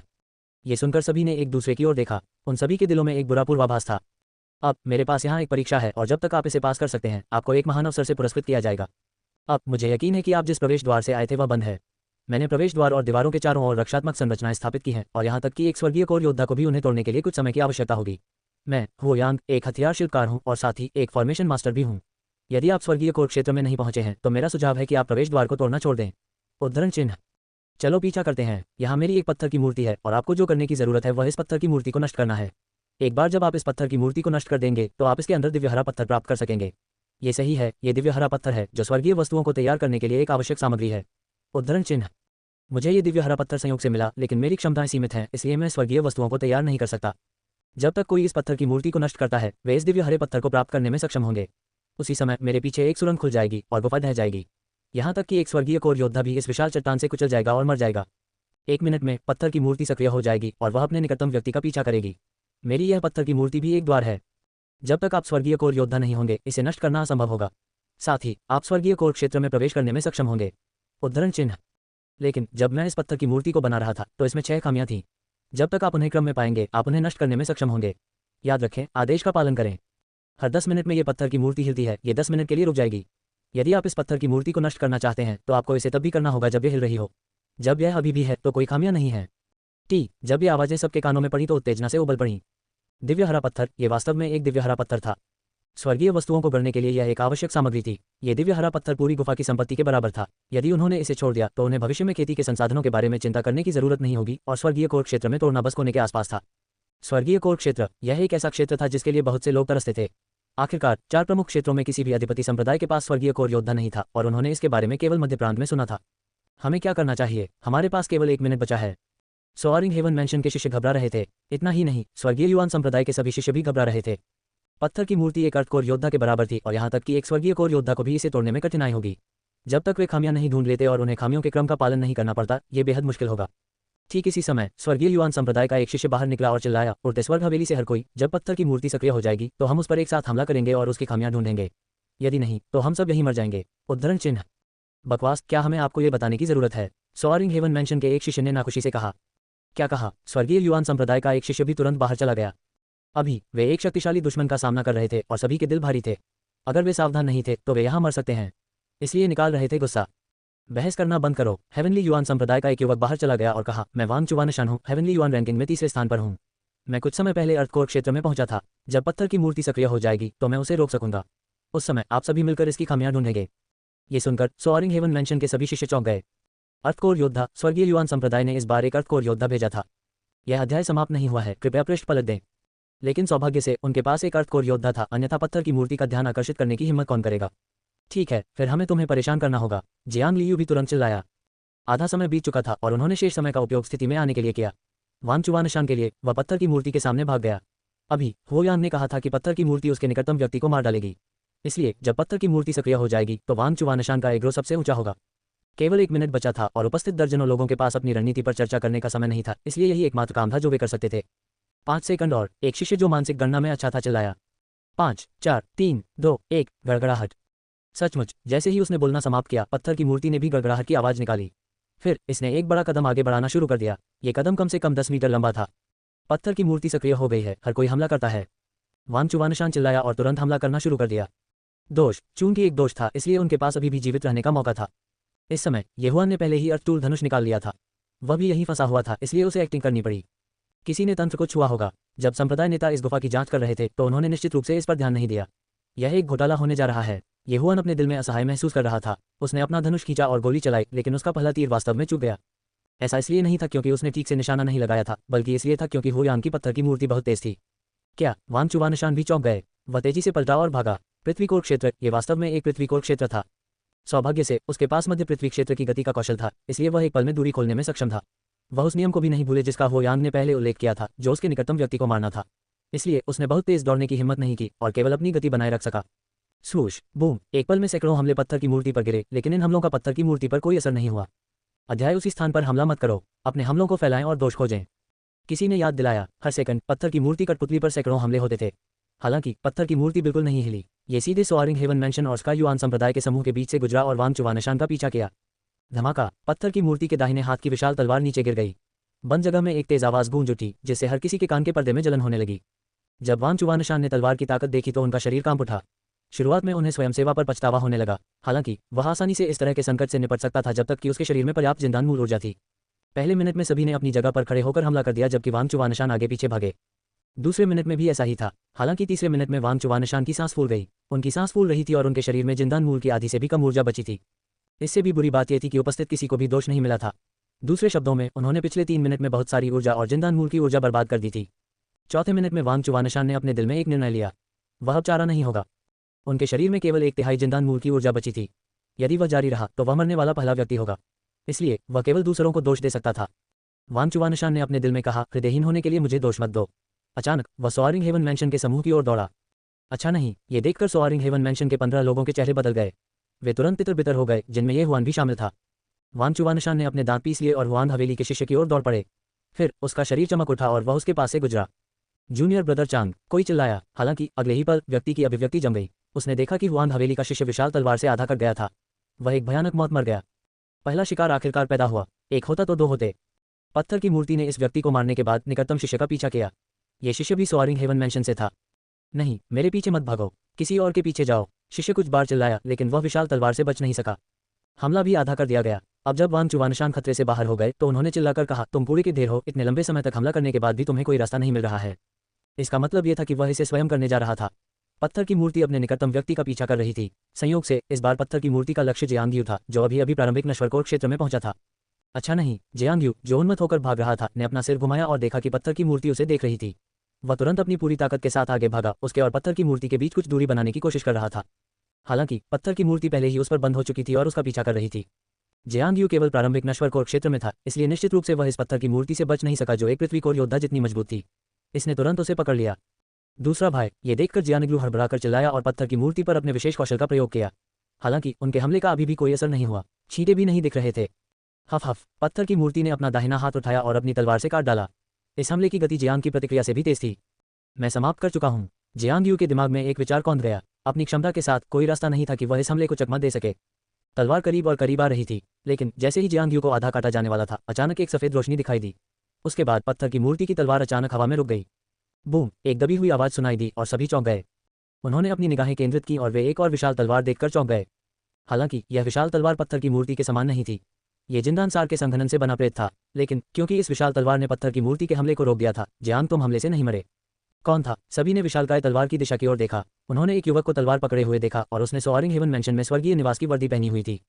ये हुआन। जियांग तुम चौंक गए। फिर वह आश्चर्य से चिल्लाया, ये सही है, ये युवक ये हुआन था। और अब वह जिस चाल का उपयोग कर रहा था वह वीरानी की स्वर्ग हिलाने वाली हड़ताल थी जिसे उसने अभी सीखा था। वरिष्ठ भाई, भागो। ये हुआन ने अपने दांत पीस लिए और कठिनाई से कुछ शब्द उगल दिए। इस समय वह अपनी पूरी ताकत लगा रहा था। उसकी मांसपेशियां हाथ तक खिंच गई थीं। जब उसने वीरानी की स्वर्ग हिलाने वाली हड़ताल को पकड़ रखा था तो उसके हाथ थोड़े काम रहे थे। पत्थर की मूर्ति की ताकत उसकी उम्मीदों से कहीं अधिक थी। वह ज्यादा देर तक टिक नहीं पाएगा। जियांग आपने भी प्रतिक्रिया व्यक्त की और दौड़ने के लिए मुड़ गया। लेकिन थोड़ी देर दौड़ने के बाद उसे एहसास हुआ कि अगर वह भागा तो क्या ये हुआन पत्थर की मूर्ति का निशाना नहीं बनेगा। उसने सदमे में अपना सिर घुमाया। ठीक समय पर उसने देखा कि ये हुआन की बड़ी तलवार की छवि रहने की हद तक कट गई थी। उसी समय ये हुआन ने भी तीर की तरह सीधे पत्थर की मूर्ति के पीछे चक्कर लगाया। खामियां, 6 खामियां। अगर वह इन 6 खामियों को नहीं ढूंढ सका तो यहाँ हर कोई निश्चित रूप से मर जाएगा और वह लंबे समय तक पकड़ नहीं पाएगा। इस पत्थर की मूर्ति को एक संरचना द्वारा समर्थित किया जाना चाहिए और पत्थर की मूर्ति की खामियां वास्तव में संरचना की खामियां थीं। ये हुआन के पास फॉर्मेशन ब्रेकिंग के मास्टर की वंशावली भी थी। इन खामियों को खोजने के लिए उन्हें मूर्ति के करीब जाना पड़ा। हालांकि पत्थर की मूर्ति एक अर्धकोर योद्धा के बराबर थी, ये हुआन के पास सभी प्रकार की वंशावली थी और उसके पास अविश्वसनीय गति और पुनर्प्राप्ति क्षमता थी। उसने अभी अभी पत्थर की मूर्ति की गति देखी थी। उसे लग रहा था कि जब तक कुछ भी अप्रत्याशित नहीं होगा वह पहले 10 मिनट तक रुक सकेगा। धमाका, पत्थर की मूर्ति घूम गई और ये हुआन पर टूट पड़ी, लेकिन ये हुआन फिर से बच गया। 10,000 बीस्ट्स ब्लडलाइन और थंडरक्लैप पैंथर ब्लडलाइन के संयोजन ने ये हुआन की गति को एक सामान्य लेट मॉडल कोर योद्धा से आगे निकलने की अनुमति दी। यदि वह आंदोलन कौशल का भी उपयोग करता तो वह वांग चुवा निशान से भी तेज हो सकता था। सबसे महत्वपूर्ण बात यह है कि यह विस्फोटक शक्ति का परीक्षण नहीं था, यह सहनशक्ति का परीक्षण था। जब पत्थर की मूर्ति अभी भी हमला कर रही थी, ये हुआन ने एक और गोली निगल ली जो जल्दी से उसकी मूल ऊर्जा को पुनः प्राप्त कर सकती थी। फिर वह पत्थर की मूर्ति के हमलों से बचता रहा। जो कुछ उन्होंने देखा उससे सभी दर्शक दंग रह गए। ये लड़का कौन है? क्या वह सोआरिंग हेवन मैंशन का अर्थ कोर योद्धा है? उद्धरण चिन्ह। असंभव है, सोआरिंग हेवन मैंशन में केवल एक अर्थ कोर योद्धा है और वह दिव्य महाद्वीप गठबंधन का प्रमुख है। लेकिन मैंने सुना है कि मुखिया मध्य प्रांत गए थे और अभी तक वापस नहीं लौटे हैं। मुझे यकीन है कि वह अभी टूटा है। नहीं, इस आदमी ने आंदोलन कौशल पर भरोसा नहीं किया, यह उसकी मजबूत काया है। वह भी अभी तलवार को रोकने में सक्षम था, उसकी काया कितनी मजबूत है। सभी दर्शक इतने चौंक गए कि हमला करना ही भूल गए। इतना ही नहीं, सोआरिंग हेवन मैंशन के सभी साथी शिष्य भी चौंक गए। ये हुआन की ताकत फिर से बढ़ गई है। ये गति कोई ऐसी चीज नहीं है जिसे मैं पकड़ सकूं। जियांग लियू मन ही मन बड़बड़ाया। अगले ही पल उसे अचानक कुछ याद आया और वह झट से चिल्लाया, सब लोग अब हमला कर दो। खामियां ढूंढें, ये हुआन को अपनी ऊर्जा बर्बाद न करने दें। अध्याय का अंत। हर कोई जल्दी करो और हमला करो। दोष का पता लगाएं, ये हुआन को अपनी ऊर्जा बर्बाद न करने दें। ये सुनकर उपस्थित लोगों ने तुरंत प्रतिक्रिया व्यक्त की और एक और हमला किया। अभी केवल ये हुआन और वांग चुवा निशान के पास पत्थर की मूर्ति के समूह को आकर्षित करने की क्षमता थी। यदि ये हुआन मर गया तो उन सभी का सफाया हो जाएगा। ये हुआन अपनी गति बनाए रखने में सक्षम था, लेकिन उसकी सहनशक्ति और कोर ऊर्जा अभी भी कम हो रही थी। उसे अंदाजा नहीं था कि वह कितने मिनट तक टिक सकता है, लेकिन वह अपनी तरफ से पूरी कोशिश करते। आखिरकार यह उनके जीवन और मृत्यु से संबंधित था। 7वां मिनट बीत चुका था, 8वां मिनट बीत चुका था। जब 8वां मिनट आया तो ये हुआन गुजारा नहीं कर सका। उसने शीहेंग को मारने के लिए हेवनली ब्रेक का उपयोग किया था, इसलिए जब वह वापस आया तो उसने अपनी कोर ऊर्जा का केवल आधा हिस्सा ही पुनर्प्राप्त किया था। सबसे महत्वपूर्ण बात यह है कि वह लगातार इधर उधर घूमता रहता था और उसके पास गोलियों को सोखने का समय नहीं था, इसलिए उनकी रिकवरी इतनी धीमी थी। 9वां मिनट आया, ये जुबान ने भी बड़ी मुश्किल से सहा था, लेकिन वह अभी भी पत्थर की मूर्ति पर दोष नहीं ढूंढ सका और न ही कोई और। एक और मिनट में पत्थर की मूर्ति हिलना बंद कर देगी और उस समय दोष गायब हो जाएगा। इसका मतलब ये हुआ कि पिछले 10 मिनट में उनके सभी प्रयास व्यर्थ होंगे। हालांकि ठीक इसी समय ये हुआन के दिल में अचानक एक भावना उभर आई। उसने तुरंत अपनी नज़र उस पर केंद्रित कर दी। मुझे यह मिल गया। आंखें फोड़कर वह चिल्लाया, मुझे दोष मिल गया। ये पत्थर की मूर्ति के बाएं जोड़ से 2 मीटर नीचे है। ये चीख भीड़ के कानों में पड़ी, जिससे वे चौंक गए। दोष। बाकी लोगों को किसी और बात की परवाह नहीं थी, उन्होंने बस उस पर विश्वास करना चुना। उन्होंने उस स्थान पर हमला करना शुरू कर दिया जहां ये हुआन ने बताया था। उस स्थान पर पहले भी हमला किया जा चुका था और वह बाकी पत्थर की मूर्ति की तुलना में थोड़ा धंसा हुआ था। इस वजह से ये हुआन इसे महसूस करने में सक्षम था। वह स्थान वास्तव में पहला दोष था, लेकिन क्योंकि यह पत्थर के कवच की परत से ढका हुआ था, किसी और ने इसकी खोज नहीं की थी। एक पल में दर्जनों दिव्य कोर योद्धाओं ने पत्थर की मूर्ति के पीछे चक्कर लगाया, फिर उन्होंने उसके बाएं हाथ पर हमला करना शुरू कर दिया। दरार दरार कर्कश आवाजों की एक श्रृंखला सुनाई दी, जिससे सभी की भावनाएं आसमान छू गईं। ये टूटा है, ये टूटा है, यही दोष है, सब लोग हमला करो। आखिरकार हमें दोष मिल गया, जल्दी, समय समाप्त हो गया, हमला। धिक्कार है, इसे तोड़ो। उद्धरण चिन्ह। सभी उत्साहित हो गए और उन्होंने पागलपन से हमला करना शुरू कर दिया। लेकिन ये पत्थर का कवच बेहद कठोर था। दर्जनों दिव्य कोर योद्धा लंबे समय से इस पर हमला कर रहे थे, लेकिन फिर भी वे इसे तोड़ नहीं सके। कोई अन्य विकल्प न होने पर ये हुआन को हमला करना पड़ा। स्वूश, ये हुआन अचानक पत्थर की मूर्ति के नीचे चमक गया, फिर उसने अपना पृथ्वी रैंक वाला धनुष निकाला और तीर चलाया। मिड रैंक अर्थ रैंक का फायर ड्रैगन एरो। जैसे ही ये हुआन ने अपना दाहिना हाथ छोड़ा, डेनिसन से संघनित एक लंबा लौ सांप बाहर निकला और पत्थर के कवच से सटीक रूप से टकरा गया। दरार। पत्थर पहले से ही टूटने की कगार पर था और ये जू और पत्थर अनगिनत चट्टानें गिर गईं और सभी ने पत्थर के कवच के नीचे सरनी पैटर्न देखा। एक बार फिर हमला शुरू किया गया। Dot dot dot dot dot. दरार। पत्थर की मूर्ति अचानक हिलना बंद हो गई। उसके बाद गठन की सतह पर ऊर्जा की एक परत दिखाई दी। यह ऊर्जा की परत के समान था जिसने पूरे क्षेत्र को कवर किया था। जब दर्जनों हमले ऊर्जा की इस परत पर गिरे तो वे सभी गायब हो गए। अच्छा नहीं, समय समाप्त हो गया है। ये हुआन ने तुरंत प्रतिक्रिया व्यक्त की। 10 मिनट बीत चुके थे। पत्थर की मूर्ति ने अपनी काटने की गति बरकरार रखी और पत्थर की मूर्ति की तरह वहीं खड़ी रही। बाकी सभी लोगों ने भी हमला करना बंद कर दिया था। ऊर्जा की यह परत निश्चित रूप से एक रक्षात्मक संरचना थी और यह ऐसा कुछ नहीं था जिसे वे तोड़ सकें। हालांकि यह अफसोस की बात थी, कम से कम उन्हें कोई खामी तो मिल गई थी और उन्हें समझ नहीं आ रहा था कि क्या करें। हर कोई जल्दी करो और ठीक हो जाओ, 10 मिनट में फिर हमला करने वाली है पत्थर की मूर्ति। जियांग लियू जोर से चिल्लाया। बिना किसी हिचकिचाहट के हर कोई अपने पैरों को क्रॉस करके बैठ गया और अपनी मूल ऊर्जा को पुनः प्राप्त करना शुरू कर दिया। पहले 10 मिनट के दौरान हालांकि ये हुआन और वांग चुवा निशान चारा थे, बाकी लोग लगातार हमला कर रहे थे और उनके शरीर में ज्यादा कोर ऊर्जा नहीं बची थी। यदि वे जल्द से जल्द ठीक नहीं हुए तो वे दूसरे 10 मिनट तक टिक नहीं पाएंगे। ये हुआन भी जल्दी से बैठ गया। इस बार वह अब और पीछे नहीं हट सका। उसने जल्दी से अपने खाने की जगह से कुछ गोलियां निकाली और उन्हें दूसरों के पास फेंक दिया। हर कोई ठीक होने के लिए इन गोलियों का उपयोग करें, ये हुआन चिल्लाया। ये गोलियां बाहर की तुलना में बहुत अधिक मूल्यवान थीं और उनके प्रभाव भी बहुत अच्छे थे। सोआरिंग स्काई मैंशन के शिष्यों ने बिना किसी हिचकिचाहट के उन्हें निगल लिया। उसके बाद उन्होंने महसूस किया कि उनके शरीर में डेंसार तेजी से ठीक हो रहा है। तुरंत उन्होंने आश्चर्य की एक नज़र प्रकट की। ये हुआन भी कंजूस नहीं था। उन्होंने स्वर्गीय युआन संप्रदाय के लोगों को बहुत सारी गोलियां भी दी। हालांकि उनका पहले स्वर्गीय युआन संप्रदाय के साथ संघर्ष था, लेकिन इसका समाधान हो चुका था। इसके अलावा वे अब एक ही तरफ थे। ये हुआन को दोष खोजने के लिए अभी भी दूसरों पर निर्भर रहना पड़ा। अद्भुत, ये कैसी गोली है? मेरी रिकवरी स्पीड पहले से 3 गुना तेज है। हेवंस, इस बच्चे के पास ऐसी दिव्य गोली है और वह इसे हमारे साथ साझा करने को भी तैयार है। वह बहुत अच्छा इंसान है। टीएस सीनियर ब्रदर वान केवल 3 मिनट तक चले। वह अकेले 7 मिनट तक टिके रहे। टीएसके। हालांकि इस शिष्य ने अपना वाक्य पूरा नहीं किया, लेकिन उसके आसपास के लोगों ने चुपचाप सिर हिलाया। उनके दिलों में ये हुआन वांग चुवा निशान की तुलना में कहीं अधिक उपयोगी थे। एक अर्थ कोर रियलम कल्टिवेटर जो केवल 3 मिनट तक चल सका। कितना शर्मनाक। वांग चुवा निशान, जो ठीक हो रहे थे, ने अपने आसपास के लोगों की ओर देखा। उसी समय उसने ये हुआन पर नजर डाली। हालांकि उन्होंने कुछ नहीं कहा। उसकी मूल ऊर्जा और सहनशक्ति को पुनः प्राप्त करना अधिक महत्वपूर्ण था। संकट खत्म होने के बाद वह इससे निपटेंगे। 10 मिनट का आराम बुझने वाला था। 9वें मिनट पर शेष लोग पत्थर की मूर्ति के पीछे बाईं ओर एकत्र हुए। जब समय समाप्त हो जाता तो वे दोष पर हमला करना शुरू कर देते। ये हुआन भी पत्थर की मूर्ति के सामने आ गया था। थोड़ी देर ठीक होने के बाद उनकी अभिव्यक्ति सामान्य हो गई थी। अभी उसने जो गोली ली वह बाकी गोलियों से अलग थी। एक गोली 10 अरब भक्षण बिंदुओं के बराबर थी। इस गोली ने तुरंत ये हुआन की कोर ऊर्जा का 30% पुनर्प्राप्त कर लिया और इसे अभी भी धीरे धीरे पुनर्प्राप्त किया जा सकता है। इस समय ये हुआन की कोर ऊर्जा आधे से अधिक खत्म हो चुकी थी। उसके लिए अगले 10 मिनट तक टिके रहना कोई समस्या नहीं होगी। 3 सेकंड तक गिनना। 3, 2, 1। उनमें से एक शिष्य जोर से चिल्लाया। जैसे ही उसने बोलना समाप्त किया, पत्थर की मूर्ति हिलने लगी। जो तलवार अभी नहीं गिरी थी वह सीधे जमीन पर गिरी। उसी समय रक्षात्मक गठन गायब हो गया। नीचे के लोगों ने हमला करना शुरू कर दिया और उन सभी ने पत्थर की मूर्ति के बाएं हाथ पर दोष पर हमला किया। पत्थर का कवच नष्ट हो जाने के बाद यह अत्यंत नाजुक हो गया। 2 राउंड से भी कम समय में यह जोरदार धमाके के साथ फट गया। फिर पत्थर की मूर्ति का आधा हाथ जमीन पर गिर गया। सफलता, हमने पहली खामी को सफलतापूर्वक नष्ट कर दिया है। खामियों का एक क्रम है। जल्दी करो, दूसरा ढूंढो। हाथ, ये दाहिना हाथ होना चाहिए। हर कोई, हमला। अध्याय का अंत। कोई नहीं जानता था कि किसने चिल्लाना शुरू किया, लेकिन इसने सभी को पत्थर की मूर्ति के दाहिने हाथ पर हमला करने के लिए प्रेरित किया। लेकिन इसके लिए उन्हें दोषी नहीं ठहराया जा सकता था। पत्थर की मूर्ति की विशालकाय तलवार ने उन्हें डरा दिया था। यदि वे दाहिने हाथ को नष्ट कर सकते हैं तो इस पत्थर की मूर्ति का खतरा बहुत कम हो जाएगा। ये हुआ ने उन्हें नहीं रोका। वह पत्थर की मूर्ति के हमले से बच गया। फिर वह पत्थर की मूर्ति के बाएं हाथ से बच गया। क्या एक सीलिंग संरचना? मैं इसे खा नहीं सकता। वह चौंक गया। इस पत्थर की मूर्ति की सामग्री स्पष्ट रूप से सामान्य नहीं थी और यह निश्चित रूप से बहुत सारे पैसे के लायक थी। लेकिन बहुत बुरा, एक सीलिंग फॉर्मेशन था और यह बहुत उन्नत था। यदि यह एक सामान्य सीलिंग संरचना होती तो वह इसे आसानी से नष्ट कर सकता था। लेकिन ये हुआन संरचनाओं में विशेषज्ञ था और ये हुआन में इसे नष्ट करने का आत्मविश्वास नहीं था। इसके अलावा समय ने इसकी अनुमति नहीं दी, इसलिए उसे हार माननी पड़ी। भाड़ में जाओ, मैंने बहुत कुछ खो दिया है, ये हुआन ने अपने मन में शाप दिया। उसने चारे का काम किया था और आधे में कट जाने का जोखिम उठाते हुए इधर उधर भाग गया था, लेकिन उसे कुछ नहीं मिला। इसके बजाय उसने बहुत सारी गोलियां खो दी थीं। इसलिए वह बहुत गुस्से में था। दरार। ठीक इसी समय एक सूक्ष्म ध्वनि ये हुआन के कानों में प्रवेश कर गई। एक दोष, एक और दोष। ये हुआन ने जल्दी से अपना सिर उठाया और देखा। निश्चित रूप से उसे एक अजीब जगह मिली, लेकिन ये दोष बांह पर नहीं था। वह तुरंत चिल्लाया, दूसरा दोष हाथ के पीछे के केंद्र में है। ये सुनकर सभी एक बार फिर उत्साह से उबल पड़े। हाथ के पिछले हिस्से का मध्य भाग, यह एक बहुत अच्छी जगह थी। जब तक उन्होंने इस दूसरे दोष को नष्ट कर दिया, शायद विशाल तलवार मूर्ति से गिर जाएगी। लेकिन एक और समस्या थी। ये पत्थर की मूर्ति विशालकाय तलवार से हमला कर रही थी और इसकी हमले की गति बहुत तेज थी। इसलिए इसके हमले के लिए दाहिने हाथ की पीठ पर उतरना बहुत मुश्किल था। इस चरण में काफी समय लगा। जो लोग अभी अभी नश्वर कोर क्षेत्र में पहुंचे थे, उन्होंने अपनी सभी कोर ऊर्जाओं का लगभग उपयोग कर लिया था। 5 मिनट बाद तेज गड़गड़ाहट की आवाज के साथ पत्थर की मूर्ति की कलाई अचानक टूट गई और जमीन पर गिर गई। हाँ, आखिरकार यह खत्म हो गया। खिल उठा सबका चेहरा। विशाल तलवार के बिना पत्थर की मूर्ति का खतरा बहुत कम हो गया था। ये केवल अपने पैरों और बाहों से हमला कर सकता था। फिर किसी को तीसरा दोष मिला, जो मूर्ति के दाहिने हाथ के जोड़ पर था। हालांकि उनके शरीर में जिंदानसार की कमी के कारण वह इस कमजोरी को दूर करने में असमर्थ थे। वह इसे केवल अगली बार के लिए छोड़ सकता था।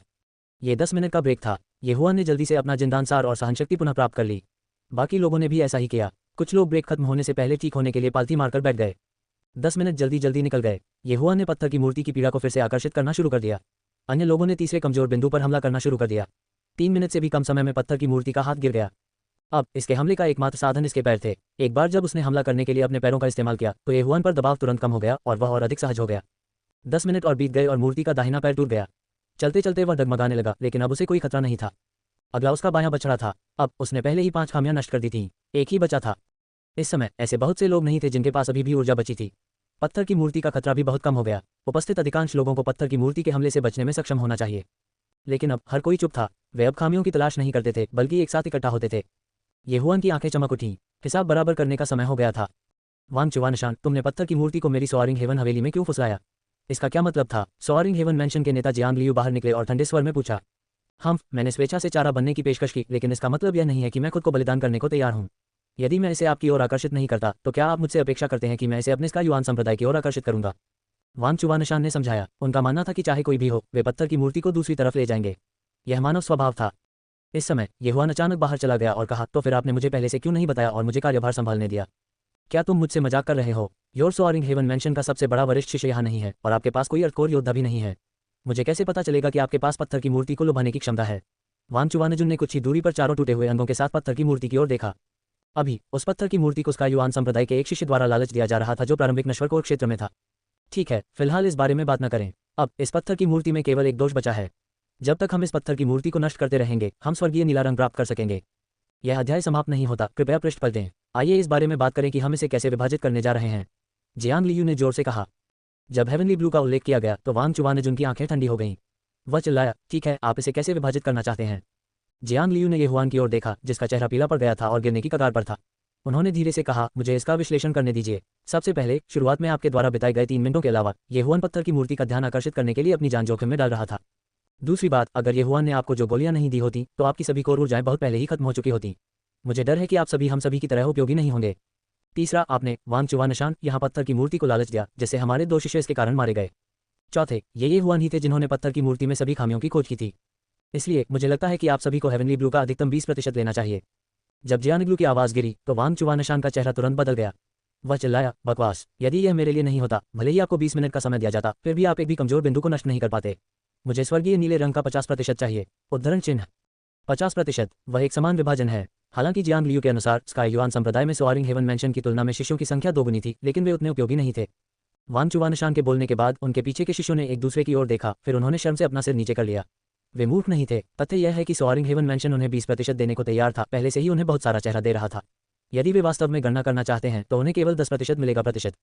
हालांकि वांग चुवानशान 50% की मांग कर रहे थे प्रतिशत। वह बस अत्यधिक कीमत मांग रहा था। वह बहुत मोटी चमड़ी का था। कितना मजाक है, आपका योगदान 50% कैसे हो सकता है प्रतिशत? जियांग लियू गुस्से से लगभग मर ही गया था। वह पहले से ही उन्हें 20% देने के लिए बहुत दयालु था, लेकिन वांग चुवानशान अभी भी 50% चाहता था प्रतिशत। ये तो बस इच्छाधारी सोच थी। वरिष्ठ भाई, हम इस समय स्काई युआन संप्रदाय के शिष्यों में से एक अचानक फुसफुसाया। चुप रहो, मैंने तुमसे बोलने के लिए नहीं कहा। वांग चुवानशान ने उनके खत्म होने का इंतजार नहीं किया और सीधे तौर पर उन्हें फटकार लगाए। उसने अभी अभी समूह की फुसफुसाहट स्पष्ट रूप से सुनी थी। शिष्य ने अपनी गर्दन सिकोड़ ली और जल्दी से पीछे हट गया और बोलने की हिम्मत नहीं की। कौन थे वांग चुवानशान? वह स्काई युआन रैंकिंग में तीसरे स्थान पर रहने वाले विशेषज्ञ थे और वह स्काई युआन संप्रदाय के संप्रदाय मास्टर के शिष्य भी थे। उन्होंने उसे अपमानित करने की हिम्मत नहीं की। अध्याय का अंत। कितना दबंग। वांग चुवानशान, ऐसा लगता है जैसे आपको लगता है कि आप हमें हरा सकते हैं। जियानग्लू ने अपनी आंखें सिकोड़ लीं। तो क्या हुआ अगर मैं हूं? तुम कूड़े के झुंड जो पृथ्वी के मुख्य क्षेत्र तक भी नहीं पहुंचे हो, मुझसे प्रतिस्पर्धा करने का साहस करते हो। वांग चुवानशान पहले से ही दिव्य नीले पत्थर से अंधा हो गया था। यदि वह कर सकता है तो वह निश्चित रूप से इसे अपने लिए लेना पसंद करेगा। हे, हालांकि आपके पास बहुत सारे लोग हैं, आप में से कितने लोग लड़ सकते हैं? जियानग्लू पूछे बिना नहीं रह सका। अभी जब येहुआन ने गोलियां दी तो वह भी सावधान हो गया था और उनमें से बहुत सी गोलियां सोआरिंग स्काई मेंशन के वरिष्ठ भाइयों को दे दी थीं। जहां तक स्वर्गीय युआन संप्रदाय के शिष्यों की बात है, वे बमुश्किल ही पर्याप्त थे। सबसे महत्वपूर्ण बात यह है कि येहुआन की ताकत जियानग्लू की तुलना में कमजोर नहीं लगती थी, इसलिए यदि वे वास्तव में लड़ते तो ये कहना मुश्किल था कि कौन जीतेगा। तो फिर आप कोशिश कर सकते हैं। वांग चुवानशान ने वास्तव में इस पर भी ध्यान दिया, लेकिन अभी भी उनके पीछे 30 से अधिक लोग खड़े थे। दूसरी ओर सोआरिंग हेवन मेंशन में केवल 15 लोग थे। अब जब उनमें से 2 की मृत्यु हो गई थी तो केवल 3 ही बचे थे। संख्याएं पूरी तरह से अनुपात से बाहर थी और वांग चुवानशान स्वयं एक पृथ्वी कोर क्षेत्र योद्धा थे, इसलिए उनके पास डरने का कोई कारण नहीं था। अगर ऐसा है तो आइए अपनी क्षमताओं पर भरोसा करें। जियानग्लू पहले से ही मौत से लड़ने के लिए तैयार था और अन्य शिष्यों का भी यही इरादा था। ठीक है, आइए अपनी क्षमताओं पर भरोसा करें। वांग चुवानशान की आंखें चमक उठीं। यदि वे अपनी क्षमताओं पर भरोसा करते तो यहाँ उससे अधिक शक्तिशाली कौन था? उनकी नज़र में येहुआन सिर्फ एक तेज इंसान थे। अगर वे वास्तव में लड़े तो वह डरने की कोई बात नहीं थी। अगर ऐसा है तो आइए छठी खामी का पता लगाने के लिए मिलकर काम करें। जियानग्लू के ये कहने के बाद उसने अन्य शिष्यों का नेतृत्व किया और दौड़ पड़ा। उसी समय येहुआन ने गुप्त रूप से उनमें से प्रत्येक को एक गोली दी जिसकी कीमत 10 अरब डिवोर पॉइंट्स थी। कुल 16 लोग गुफा में दाखिल हुए। गहन विभाग के वुशान की मृत्यु हो गई और वांग चुवानशान के कारण 2 और की मृत्यु हो गई। अब येहुआन को छोड़कर सोआरिंग हेवन मेंशन से अभी भी 12 लोग थे। दूसरे शब्दों में येहुआन ने एक बार में 120 बिलियन डिवोर पॉइंट्स का उपयोग किया। किसी ने ध्यान नहीं दिया कि जब उसने गोलियां दी तो उसका हाथ कांप रहा था, जो डर का संकेत था। हालांकि उनकी कार्रवाई बहुत सूक्ष्म थी, फिर भी वांग चुवानशान ने इस पर ध्यान दिया। बाद वाले ने अपनी भौहें सिकोड़ लीं और उसकी आंखें झिलमिला उठीं। पत्थर की मूर्ति से अभी ज्यादा खतरा नहीं है। एक प्रारंभिक नश्वर कोर योद्धा आसानी से इसके साथ खेल सकता है। लेकिन इस स्तर पर सोआरिंग हेवन मेंशन और हेवनली युआन संप्रदाय दोनों ने सतर्क रहना शुरू कर दिया था। उन्होंने अपनी मुख्य ऊर्जाओं का संरक्षण करना शुरू कर दिया था। शारीरिक शक्ति, क्योंकि उन्हें नहीं पता था कि कोई बड़ी लड़ाई होगी या नहीं। छठी कमजोरी, पीठ पर ... और इसीलिए ... और ... इससे पहले सभी को पहले ही पता चल गया था कि पत्थर की दीवार के नीचे एक बड़ा दरवाजा था जिसका सामना पत्थर की मूर्ति कर रही थी। ये सबसे अधिक संभावना निकास था। अभी अधिकांश लोग पत्थर की मूर्ति के पीछे की ओर थे। उनकी पीठ दरवाजे की ओर थी। सोआरिंग हेवन मेंशन के लोगों ने गुप्त रूप से चर्चा की थी। एक बार जब हेवनली ब्लू रॉक प्रकट हुआ तो येहुआन ही उसे छीन लेगा। जहां तक स्वर्गीय युआन संप्रदाय के लोगों का सवाल है, यह हर्डकोर योद्धा वांग चुवानशान होगा। दरार, पत्थर की मूर्ति के पीछे से कर्कश ध्वनि सुनाई दे रही थी। पत्थर के कवच का एक टुकड़ा टूट गया था। ये देखकर सभी की आंखें चमक उठीं। स्वर्गीय नीली चट्टान प्रकट होने वाली थी। स्वर्गीय ब्लू रॉक जिसके लिए स्वर्गीय कोर योद्धा भी पागल हो जाएंगे। अभी येहुआन और वांग चुवानशान इसे छीनने के लिए तैयार थे। येहुआन की नसें अत्यधिक तनावग्रस्त थीं। ये बात उनके लिए बहुत महत्वपूर्ण थी। जब तक वह हेवनली ब्लू रॉक पर अपना हाथ रख सकता है वह उसे खा सकेगा। उस समय वह कम से कम पृथ्वी कोर क्षेत्र में घुस जाएगा। वह अर्ली अर्थ कोर क्षेत्र, लेट अर्थ कोर क्षेत्र या यहाँ तक कि स्वर्गीय कोर क्षेत्र में भी प्रवेश कर सकता है। यह एक बहुत बड़ा अवसर था, वह इसे याद नहीं कर सका। दरार। पत्थर की मूर्ति का पिछला हिस्सा अचानक टूटकर खुल गया। उसके बाद अनगिनत हमलों से संरचना की नींव नष्ट हो गई। सभी 6 खामियां नष्ट हो गईं। कहाँ दिखाई दिया? येहुआन ने अपनी आंखें चौड़ी कर लीं। हुआयांग ने उन्हें बताया था कि हेवनली ब्लू रॉक पत्थर की मूर्ति के अंदर है। वांग चुवानशान भी पत्थर की मूर्ति को घूर रहे थे, उन्होंने अपनी आंखें झपकाने की हिम्मत नहीं की। दरार। ठीक इसी समय पत्थर की मूर्ति का पिछला हिस्सा अचानक टूट गया और वह आधा फट गया। उसी समय एक चमकीला हरा रत्न हर किसी की दृष्टि में आया और इसने दीवारों को रोशन कर दिया। स्वर्ग, एक मुट्ठी के आकार की स्वर्गीय नीली चट्टान। जियांग तुम चौंक गए। वह उपकरण शोधन के बारे में 1 या 2 बातें जानता था और जो वह जानता था उसके अनुसार एक नाखून के आकार की स्वर्गीय नीली चट्टान एक स्वर्गीय वस्तु बनाने के लिए पर्याप्त थी। हालांकि ये स्वर्गीय नीली चट्टान मुट्ठी के आकार की थी, इसका मूल्य अथाह था। ये संपूर्ण सोआरिंग हेवन मैंशन या यहाँ तक कि संपूर्ण हेवनली युआन संप्रदाय को खरीदने के लिए पर्याप्त था। सब पागल हो गए। जिस क्षण हेवनली ब्लू रॉक प्रकट हुआ, येहुआन और वांग चुवानशान ने भी अपनी चाल चली। येहुआन ने मध्य श्रेणी की पृथ्वी स्तर की गति तकनीक के आदान प्रदान के लिए अपने अंकों का उपयोग करने में संकोच नहीं किया। वह पूरी गति से आगे बढ़ा। क्या? वांग चुवानशान चौंक गए। वह पूरी गति से दौड़ रहा था, लेकिन उसने अपने सामने येहुआन की छवि देखी। उसे उम्मीद नहीं थी कि येहुआन इतना तेज होगा कि वह भी येहुआन की बाद की छवि ही देख पाएगा। वांग चुवानशान मूर्ख नहीं थे। वह जानता था कि उसे हेवनली ब्लू रॉक तुरंत नहीं मिल सकता है, इसलिए वह केवल रुक सकता है और येहुआन के वापस आने का इंतजार कर सकता है। आखिर भागने का रास्ता एक ही था ना। हालांकि इसके बाद जो हुआ उससे सभी के जबड़े लगभग उखड़ गए। येहुआन और भी अधिक क्रोधित था। जैसे ही येहुआन मुट्ठी के आकार की हेवनली ब्लू रॉक को छूने वाला था, पत्थर की मूर्ति में एक तंत्र द्वारा इसे अचानक बाहर निकाल दिया गया। ये गति येहुआन से भी तेज थी। मैं एफ्तारानकन सीके, हुयांग एफ्तारानकन सीके आपका चचेरा भाई। येहुआन उसके दिल में दहाड़ा। वह हेवनली ब्लू रॉक को पकड़ने ही वाला था, लेकिन किसी तंत्र ने उसे बाहर निकाल दिया। स्वर्ग और नरक वास्तव में एक ही विचार से अलग हो गए थे। जब वांग चुवानशान ने यह देखा तो वह इतना खुश हुआ कि वह लगभग मर गया।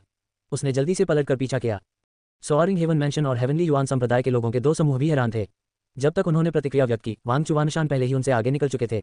वह सीधे दीवार पर कूद गया और हेवनली ब्लू रॉक पकड़ लिया। स्वर्गीय नीली चट्टान पर हाथ रखें। येहुआन क्रोधित था। वह चिल्लाया और उसके पीछे पीछा किया। गड़गड़ाहट। जैसा कि भाग्य ने चाहा, सेलेस्टियल ब्लू स्टोन के बाहर निकलने के ठीक बाद दरवाजा अचानक खुल गया। वांग चुवानशान जमीन पर उतरे और जल्दबाजी में गैप से गुजर गए। येहुआन वांग चुवानशान के पीछे पीछे चला और अंदर घुस गया। समय में अंतर लगभग 2 सेकंड था। हुआन और वांग चुवानशान के गुफा छोड़ने के बाद पूरी गुफा कांपने लगी और छत से धूल गिरती रही। इस समय जियांग लियू और अन्य लोगों को एहसास हुआ कि एक बार पत्थर की मूर्ति नष्ट हो जाने के बाद पूरी गुफा ढह जाएगी। चलो चलें, जल्दी से यहाँ से निकल जाएं। जियांग धीमी आवाज में चिल्लाया और जल्दी से रास्ते में चला गया। भागने की सुरंग बहुत अंधेरी और खड़ी थी। येहुआन अपनी स्थिति का पता लगाने के लिए ध्वनि तरंगों का उपयोग करने में सक्षम था। लेकिन जब वह पूरी गति से वांग चुवानशान का पीछा कर रहा था तो वह ये देखकर हैरान रह गया कि वांग चुवानशान उससे दूर होता जा रहा था। ये कैसे संभव हो सकता है? वह अपनी ताकत बढ़ाने के लिए किसी तरह का हुनर इस्तेमाल करता होगा। येहुआन ने तुरंत प्रतिक्रिया व्यक्त की। इस समय वह थोड़ा झिझक रहा था क्योंकि वह इस कौशल एक्सप्लोडिंग एपर्चर कौशल को भी जानता था। लेकिन इस विस्फोटक एपर्चर कौशल का घातक दुष्प्रभाव हुआ। इसका उपयोग करने के बाद उपयोगकर्ता की खेती का स्तर गिर जाएगा और यह प्रभाव आधे महीने तक रहेगा। आमतौर पर यह 3 एपर्चर विस्फोट होगा, लेकिन एक और प्रकार था जहां सभी 7 एपर्चर विस्फोट हुए। परिणाम बहुत गंभीर थे और वह सभी खेती का नुकसान था और उपयोगकर्ता को खरोंच से शुरू करना होगा। लेकिन अब येहुआन कम परवाह नहीं कर सका। पूफ पूफ पूफ 3 दबी दबी आवाजें सुनाई दे रही थीं। येहुआन के शरीर में 3 छिद्र फट गए और उसकी कोर ऊर्जा भी आसमान छू गई।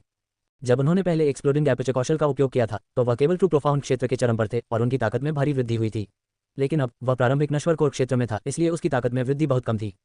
लेकिन ये कुछ भी नहीं से बेहतर था, कम से कम यह उसे पीछे नहीं छोड़ेगा।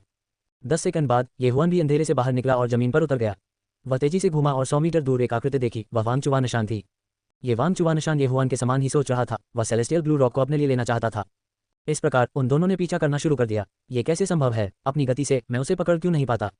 येहुआन हैरान था। उन्होंने सोचा कि येहुआन में डर्थ रैंक मार्शल कौशल का उपयोग कर रहा होगा, जो एक्सप्लोडिंग एपर्चर कौशल से 1 रैंक अधिक है। वह बहुत परेशान था क्योंकि एक्सप्लोडिंग एपर्चर तकनीक जैसी मार्शल आर्ट बहुत कम थी। एक्सप्लोडिंग एपर्चर तकनीक वर्तमान में सबसे अच्छी तकनीक थी जिसका उपयोग येहुआन कर सकता था। सेलेस्टियल ब्लू स्टोन उनके लिए किसी और की तुलना में अधिक महत्वपूर्ण था। वह वांग चुवानशान को जाने नहीं दे सके। एफ्तारानकन सीके मैं येहुआन तुम्हारे साथ लड़ूंगा। येहुआन ने अपने दिल में शाप दिया। 4 दबी दबी सी आवाजें थीं। पू पू पू पू। शेष 4 चक्र उसके द्वारा नष्ट कर दिए गए थे। अब उसके 7 चक्र नष्ट हो चुके थे। जब तक ये जारी रहेगा वह अपनी सारी खेती खो देगा और उसे मार्शल पद की पहली कक्षा से खेती शुरू करनी होगी। हालांकि 7 एपर्चर विस्फोट ने उनकी गति को कम से कम 30% बढ़ा दिया था। वांग चुवानशान, मैं तुम्हें मार डालूंगा। येहुआन ने घूर कर देखा और अपनी पूरी ताकत से उसका पीछा किया। अगर शक्ल मार सकती तो वांग चुवानशान अनगिनत बार मर जाते। हालांकि स्वर्ग नहीं चाहता था कि येहुआन को दिव्य ब्लू स्टोन मिले। जैसे ही उनके चक्र फटने वाले थे, एक बेसिन के आकार का हरा पक्षी अचानक कुछ ही दूरी पर दिखाई दिया। हरा पक्षी बिजली की गति से पास आया, फिर अपने पंजे बढ़ाए और वांग चुवानशान के सिर को छेद दिया। क्या ये हुआन अपने ट्रैक पर रुक गया? उनके सामने का दृश्य इतना अचानक था कि वह भी प्रतिक्रिया नहीं दे सके। जब उसने इसे स्पष्ट रूप से देखा तो हरे पक्षी ने पहले ही दिव्य ब्लूस्टोन को पकड़ लिया था। इस अवसर का लाभ उठाते हुए ये हुआन वांग चुवानशान के 100 मीटर के भीतर पहुंच गया। उसने तुरंत एक अर्ध ग्रेट धनुष और तीर निकाला, फिर अपना हाथ उठाया और एक तीर चलाया। Mid earth rank martial skill fire dragon arrow. एक विशाल अग्नि सांप बाहर गोली मार दी और आसपास के तापमान 5 डिग्री से वृद्धि करने के लिए लग रहा था। हालांकि यह मार्शल कौशल भेदने में अच्छा नहीं था, इसलिए इसकी गति तेज नहीं थी। हरी चिड़िया आसानी से चकमा दे गई। बीप, उसने चीख निकाली, अपनी गहरी हरी आंखों से ये हुआन की ओर देखा, फिर घूमकर चला गया। वांग चुवानशान का शव लंगड़ाते हुए जमीन पर गिर गया। हरे पक्षी के नुकीले पंजों से उसका सिर छेद दिया गया था। टॉप, वांग चुवानशान के शरीर को देखने के बाद ये हुआन ने एक कौलार निगल ली। उस पक्षी ने एक अर्थकोर योद्धा को मार डाला। इसका मतलब यह था कि यह पक्षी कम से कम एक अर्थकोर हुआन जानवर था। ये प्रारंभिक पृथ्वी कोर हुआन जानवर या गहन पृथ्वी कोर हुआन जानवर भी हो सकता है। खतरा, ये हुआन को खतरे की गंध महसूस हुई। हालांकि क्या वह देख सकता था कि आकाशीय ब्लूस्टोन को उस हरे पक्षी ने कैसे छीन लिया था? असंभव। लड़ाई। ये हुआन ने अपने दांत पीस लिए और उसका पीछा किया, यहां तक कि वांग चुवानशान के शरीर को देखने की भी जहमत नहीं उठाई। अगले ही पल उसे एहसास हुआ कि हरा पक्षी बेहद तेज है। ये तेज था, कम से कम उससे बहुत तेज। पलक झपकते ही वह उसकी आक्रमण सीमा से भाग निकला। लानत है, ये हुआन ने फिर शाप दिया। हालांकि ऐसा हरे पक्षी की गति के कारण नहीं था, ऐसा इसलिए था क्योंकि उसके सामने एक घाटी थी जो कम से कम 200 से 300 मीटर चौड़ी थी। वह हरा पक्षी पहले ही घाटी के ऊपर आकाश में उड़ चुका था। ये केवल 300 मीटर है, मुझे इस पर कूदते हुए देखो। ये हुआन भी उलझे हुए थे। उसने कसम खाई कि वह उस घृणित हरे पक्षी का पीछा करेगा, भले ही इसके लिए उसे अपनी जान गंवानी पड़े। क्या ये सिर्फ एक घाटी नहीं थी? ये हुआन की गति, उसकी 10,000 बीस्ट ब्रिदलाइन और थंडरक्लैप तेंदुए की कूदने की क्षमता के साथ वह निश्चित रूप से उस पर कूदने में सक्षम होगा। जाना, जब ये हुआन चट्टान के किनारे पर पहुंचने वाला था तो वह पहले ही अपनी अधिकतम गति तक पहुंच चुका था। वह सटीक रूप से चट्टान के किनारे की ओर दौड़ा और किनारे पर कदम रखा। हालांकि जैसे ही वह कूदने वाला था, उसके सामने हरे पक्षी ने अचानक अपनी चोंच खोली, जिसके बाद एक तेज आवाज आई जिससे लोग कांपने लगे। बीप, ये ध्वनि एक राक्षसी ध्वनि की तरह थी। जब ये हुआन के कानों में घुसा तो इसने तुरंत उसकी वसीयत को कुचल दिया। पर ये हुआन के दिमाग में यह आखिरी विचार था। फिर वह बेहोश हो गया और कई 100 मीटर ऊंची घाटी में गिर गया। घाटी के बीच में ये हुआन को देखकर हरा पक्षी तिरस्कार से चिल्लाया। ऐसा लग रहा था जैसे ये कह रहा हो, बेवकूफ इंसान, तुमने मेरा पीछा करने की हिम्मत कैसे की? उसकी नज़र में ये जुबान इस खाई में गिरकर मरने वाला जरूर था। यदि ये हुआन 10,000 बीस्ट ब्रिदलाइन के साथ नहीं जुड़ा होता तो शायद वह टुकड़ों में गिर गया होता। हालांकि अब ऐसा नहीं था। ये घाटी लगभग 300 मीटर ऊंची थी। ये हुआन के पास थंडरक्लैप लेपर्ड ब्रिदलाइन थी। जब वह ऊंचे स्थान से गिरा, चाहे वह अपने पैरों पर उतरा हो या नहीं, उसमें गिरने को रोकने की क्षमता थी। टॉप, घाटी में दबी दबी सी आवाज गूंज उठी। ये हुआन हड्डियों के टूटने की आवाज के साथ घाटी के नीचे गिर गया। अभी अभी ये हुआन हरे पक्षी द्वारा गाए जाने के बाद बेहोश हो गया था। अब जब वह घाटी के नीचे गिर गया था तो उसे लगा कि उसकी आधी हड्डियां टूट गई हैं। इस समय वास्तव में उसे अभी भी कुछ चेतना थी। ये सुबह उसकी मां द्वारा जगाए जाने जैसा था जब वह अभी भी एक छात्र था। वह चुपचाप वहीं पड़ा रहा और धीरे धीरे होश में आया। हालांकि उसे लगा कि वह हिल नहीं सकता। धिक्कार है, मुझे यह मत बताओ कि मेरी गर्दन टूट गई है या कुछ और। ये हुआन जमीन पर लेटा हुआ था और वह मन ही मन बुदबुदा रहा था। इससे कोई फर्क नहीं पड़ता कि वह घायल था, जब तक उसे पर्याप्त समय दिया गया था वह ठीक हो सकेगा। वह जिस चीज के बारे में सबसे अधिक चिंतित था वह मूर्ति के आकार का दिव्य नीला पत्थर था और उसने इसे खो दिया था। उसे इससे इतनी नफरत थी कि वह चाहता था कि वह उस हरे पक्षी को पकड़ सके और उसे पकड़ सके। दिव्य नीला पत्थर, यदि वह उस पत्थर को खा सकता है जिसका उपयोग स्वर्गीय हथियार बनाने के लिए किया जा सकता है, तो उसे स्वर्गीय कोर क्षेत्र में घुसने में सक्षम होना चाहिए। बहुत बुरा, लेकिन चूंकि यह इस पर आ गया था इसलिए उसके लिए दुखी होने का कोई मतलब नहीं था। वह केवल प्रार्थना कर सकता था और आशा कर सकता था कि जब वह अपंग होगा तो कोई आत्मा जानवर या हुआन जानवर प्रकट नहीं होंगे। ठीक इसी समय मेरी कोर ऊर्जा तेजी से खत्म हो रही है। क्या ये समय है? उद्धरण चिन्ह। ये हुआन अपने शरीर की स्थिति को समझ सकता था। जैसे जैसे उनकी मुख्य ऊर्जा खत्म हो रही थी, उनकी खेती का स्तर भी गिर रहा था। प्रारंभिक नश्वर कोर क्षेत्र, प्रारंभिक नश्वर कोर क्षेत्र, आधे चरण की उत्पत्ति कोर क्षेत्र, सच्चे गहन क्षेत्र का शिखर। ये हुआन रोना चाहता था लेकिन कोई आंसू नहीं निकला। उसे दोहरी हानि हुई थी। अगर उसे पता होता कि ऐसा होगा तो वह वांग चुवानशान की भंडारण अंगूठी ले जाता। आधे मिनट से भी कम समय में ये हुआन की खेती का स्तर मार्शल दाव क्षेत्र से नीचे गिर गया था। अंत में उसने अपनी सारी खेती खो दी और एक बार फिर अपंग बन गया। भूल जाओ, मैं पहले अपनी चोटें ठीक कर लूंगा। ये सोचने के बाद ये हुआन ने अपनी आंखें बंद कर लीं और ठीक होने लगे। लेकिन उसने सोने की हिम्मत नहीं की क्योंकि उसे चिंता थी कि कुछ आत्मा जानवर, हुआन जानवर या यहाँ तक कि मनुष्य भी उसके पास आएंगे। वह नहीं जानता था कि उसके साथी शिष्य उसे ढूंढ पाएंगे या नहीं। लेकिन वह निराश था। वह घाटी में 2 घंटे से चुपचाप इंतजार कर रहा था लेकिन कोई नहीं आया। उस वांग चुवानशान को उस हरे पक्षी ने मार डाला था, मैंने उसे नहीं मारा। लेकिन स्वर्गीय युवान संप्रदाय के वे शिष्य अभी भी मेरे साथी शिष्यों से लड़ सकते हैं। ये बहुत परेशानी भरा है, मुझे उम्मीद है कि यह मौत से लड़ाई नहीं होगी। ये हुआन परेशान था। वह ये नहीं समझ सका कि वांग चुवानशान का शव घाटी के ठीक बगल में था, लेकिन कोई भी जांच करने नहीं आया। वह कितना दुखी था। लेकिन ठीक इसी समय अचानक कदमों की एक श्रृंखला ये हुआन के कानों में पड़ी। वह चौंक गया और उसने ध्वनि महसूस करने के लिए तुरंत अपनी आंखें बंद कर लीं। लोग, और वे 3 थे। अरे नहीं, यह एक त्रासदी है। ये हुआन ने मन में सोचा। ठीक होने के 2 घंटे बाद उनकी बाहरी चोटें ठीक हो गई थीं, लेकिन उनकी आंतरिक चोटें अभी भी ठीक हो रही थीं, इसलिए वह अभी भी हिलने डुलने में असमर्थ थे। आमतौर पर जब लोग उसे इस अवस्था में देखते थे तो वे निश्चित रूप से उसे एक और छुरा देते थे और उसकी यूनिवर्स रिंग छीन लेते थे। ये भयानक होने वाला था। धिक्कार है, मैं अभी भी अपने हाथ नहीं हिला सकता। मैं यहाँ मरने वाला नहीं हूँ, है ना? येहुआन बहुत व्यथित था। उसे हरे पक्षी का पीछा करने पर पछतावा हुआ। उन्हें वाकई में दोहरा नुकसान हुआ था। अब वह यहाँ मर भी सकता है। इस समय वे तीनों पहले से ही उससे 300 मीटर के भीतर थे और उसे लगभग देख सकते थे। ऐसे में उनके पास एक ही विकल्प था, जो डेड प्ले करना था। तुरंत उसने अपनी आंखें बंद कर लीं, यह आशा करते हुए कि दूसरा पक्ष केवल इंटरस्पेशियल रिंग लेगा और उसे दूसरा वार नहीं देगा। अरे वरिष्ठ भाइयों और बहनों, वहाँ कोई है। येहुआन द्वारा अपनी आंखें बंद करने के कुछ ही समय बाद एक स्पष्ट आवाज उसके कानों में पड़ी। हालांकि उन्होंने अपनी आंखें खोलने की हिम्मत नहीं की। इस समय वह अपने दिल की धड़कन को स्पष्ट रूप से सुन सकता था। जब उन तीनों ने उसे खोजा तो वे तुरंत उसके पास पहुंचे। क्या आप घाटी से गिर गए? आप काफी भाग्यशाली हैं कि आपने मुफ्त में एक इंटरस्पेशियल रिंग उठाई है। एक आदमी की आवाज सुनाई दी। फिर येहुआन को लगा कि उसके दाहिने हाथ की इंटरस्पेशियल रिंग छीन ली गई है। येहुआन ने अपनी सांसें रोक लीं और जबरदस्ती अपनी शारीरिक विशेषताओं को छिपा लिया ताकि दूसरा पक्ष सोचे कि वह मर चुका है। हालांकि उनके शरीर के तापमान को बेवकूफ़ नहीं बनाया जा सकता था। तुम्हारे शरीर का तापमान अभी भी है, तुम मरे नहीं हो। आदमी थोड़ा हैरान हुआ। इस समय एक चुलबुली आवाज सुनाई दी, भले ही आप मरे नहीं हैं, आप शायद अपंग हैं। उसे मार डालो। एफ तारांकन के, यह महिला वास्तव में निर्दयी है। एफ तारांकन के आप, येहुआन ने अपने दिल में शाप दिया। उसने समझने के लिए अपनी आंखें बंद कर लीं और पाया कि वह आदमी पहले ही अपनी लंबी तलवार निकाल चुका था और उसे घातक झटका देने के लिए तैयार था। येहुआन भी जीवन में वापस आने के लिए तैयार था। हालांकि वह हिल नहीं सकता था और उसके पास कोई खेती नहीं थी, फिर भी उसके पास एक आखिरी तुरुप का पत्ता था। 8 उजाड़ पवन संरचना। बहुआन तलवार उसके साथ ही किनारे पर गिर गई थी। यदि इन 3 लोगों ने वास्तव में उसके खिलाफ कदम उठाने की हिम्मत की तो वह निकलने वाली जगह में सब कुछ खा जाएगा और फिर इन 3 लोगों को मारने के लिए बहुआन विंड किलिंग फॉर्मेशन का उपयोग करेगा। उसने अनुमान लगाया कि वह उनमें से कम एक को मारने में सक्षम होगा। यह 8 उजाड़ पवन संरचना को सक्रिय करने के लिए पर्याप्त होगा और यह एक स्वर्गीय नश्वरकोर योद्धा को मारने के लिए पर्याप्त से अधिक होगा। जैसे ही वह आदमी हमला करने वाला था, स्पष्ट आवाज फिर से सुनाई दी, वरिष्ठ शिष्य, मैं पहले से ही इस हद तक घायल हूँ। बस इसे जाने दो, मैं तुमसे विनती करता हूँ। जूनियर शिष्य बहन, आप बहुत दयालु हैं। यदि आप भविष्य में बाहर जाकर प्रशिक्षण लेंगे तो इससे आपकी मृत्यु हो सकती है। आदमी ने भौहें चढ़ा दी। युवा लड़की ने खंडन नहीं किया। उसने एक गोली निकाली और येहुआन के मुंह में भर दी। फिर उसने अपनी हुआन ऊर्जा उसके शरीर में प्रवाहित की, जिससे उसे गोली को अवशोषित करने में मदद मिली। कनिष्ठ शिष्य बहन, क्या तुम पागल हो? ये वह गोली है जो मास्टर ने आपको अपनी जान बचाने के लिए दी थी और आप उसे दे रहे हैं। मोहक महिला चौंक गई। उसने अपनी तलवार निकाली और कहा, अभी भी देर नहीं हुई है, मुझे उसे मारते हुए और गोली निकालते हुए देखो। वरिष्ठ शिष्य बहन, मत करो। युवा लड़की उसके शरीर के साथ आकर्षक महिला के सामने अवरुद्ध। कनिष्ठ शिष्य बहन, हट जाओ। वह स्वर्गीय पुनरुद्धार करने वाली गोली अमूल्य है और आपने उसे दे दी। जल्दी करो और अवशोषित होने से पहले इसे बाहर निकालो। आकर्षक महिला की ठंडी आवाज हत्या के इरादे से भरी हुई थी। वरिष्ठ शिष्य बहन, वह स्वर्गीय पुनरुद्धार करने वाली गोली मुझे गुरु द्वारा दी गई थी, इसलिए यह मेरी है। यदि कनिष्ठ शिष्य बहन इसका उपयोग किसी को बचाने के लिए करना चाहती है तो वरिष्ठ शिष्य बहन, क्या आप मुझे रोकने जा रही हैं? जवान लड़की ने अचानक पूछा। इस सवाल ने भी मोहक महिला को स्तब्ध कर दिया। दरअसल ये स्वर्गीय काल्पनिक गोली उस युवा लड़की की थी। उसे यह तय करने का अधिकार नहीं था कि इसका उपयोग किसे करना चाहिए। लेकिन आकर्षक महिला की आंखें अभी भी हत्या के इरादे से भरी हुई थीं, क्योंकि वह वास्तव में उस स्वर्गीय पुनरुद्धार गोली को चाहती थी। हम जिद्दी लड़की। हालांकि आकर्षक महिला ईर्ष्यालु थी, लेकिन यह उसकी नहीं थी, इसलिए वह केवल खर्राटे ले सकती थी और कह सकती थी, वरिष्ठ शिष्य भाई, चलो चलें। आदमी ने कुछ नहीं कहा, लेकिन अगले ही पल वह अचानक बाहर निकल गया और जमीन पर गिरी एक विचित्र लंबी तलवार उठा ली। फिर उसकी आंखें चमक उठी और उसने तुरंत इसे अपनी इंटरस्पेशियल रिंग में रख लिया। वरिष्ठ शिष्य भाई, उस इंटरस्पेशियल रिंग में क्या है? मोहक महिला ने उसका पीछा किया और पूछा। मुझे लगता है कि यह एक छोटे परिवार का शिष्य है, वह बहुत गरीब है। उस आदमी ने येहुआन की इंटरस्पेशियल रिंग उस पर फेंक दी।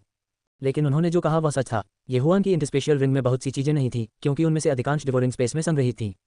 लेकिन उस आदमी की आंखों में एक अजीब सी झलक दिखाई दी। आकर्षक महिला ने इंटरस्पेशियल रिंग ली और एक नजर डाली। निश्चित रूप से उसने इंटरस्पेशियल रिंग को वापस फेंक दिया, लेकिन अगले ही पल उसकी आंखों में एक अजीब सी झलक चमक उठी, बिल्कुल उस आदमी की तरह। जूनियर बहन, चलो चलें, हमें अभी तक ब्लू हार्ट ग्रास नहीं मिला है। जैसे ही वह आदमी बोला, उसने देखने के लिए अपना सिर घुमाया। लेकिन फिर उसने आश्चर्य से कहा, जूनियर बहन, क्या तुम पागल हो? आपने इस लड़के को स्वर्गीय रिटर्निंग पिल दी और अब आप उसे ले जा रहे हैं। क्या आप अंत तक एक अच्छा इंसान बनने की कोशिश कर रहे हैं? आकर्षक महिला ने आश्चर्य से अपना सिर घुमाया और पाया कि युवा लड़की पहले ही येहुआन को अपनी पीठ पर ले जा चुकी थी। 1.8 मीटर लंबे आदमी को अपनी पीठ पर लादे हुए वह पतली और नाजुक आकृति बहुत अप्राकृतिक थी। वरिष्ठ भाई, वरिष्ठ बहन, तुम लोग पहले जाओ, युवा लड़की चिल्लाए। वह सचमुच पागल है। वह आदमी धीमी आवाज में चिल्लाया और जाने के लिए मुड़ा, लेकिन उसने वास्तव में जाने की हिम्मत नहीं की। अगर जवान लड़की को कुछ हुआ तो उसे उसका मालिक सजा देगा। मोहक नारी ने भी भौहें चढ़ा दी। उसकी कनिष्ठ बहन बहुत दयालु थी और उसे इससे नफरत थी। वे तीनों लगभग 2 घंटे तक पैदल चले और अंततः उन्हें चट्टान पर अपनी खोज ब्लू हार्ट ग्रास मिली। ठीक है, इतनी सारी घाटियों से भागने के बाद हमें अंततः ब्लू हार्ट घास मिल गई। हम संप्रदाय में लौट सकते हैं और वापस रिपोर्ट कर सकते हैं। उस आदमी ने राहत की सांस ली। इस समय आकाश पहले से ही अंधेरा था। ऐसा लग रहा था कि उन्हें घाटी में रात बितानी होगी। वरिष्ठ भाई, ऐसा लगता है कि आगे एक गुफा है। मोहक महिला ने एक दिशा की ओर इशारा किया। ठीक है, चलो वहीं आराम करें। आदमी ने थोड़ा सिर हिलाया और आकर्षक महिला के साथ चला गया।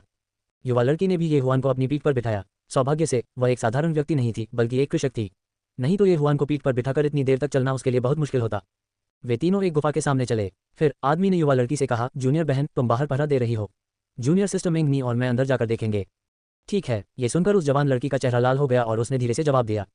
आकर्षक महिला के होंठ थोड़े मुड़े हुए थे और उसकी आंखों में एक अजीब सी रोशनी चमक रही थी। उसने उस आदमी का पीछा किया।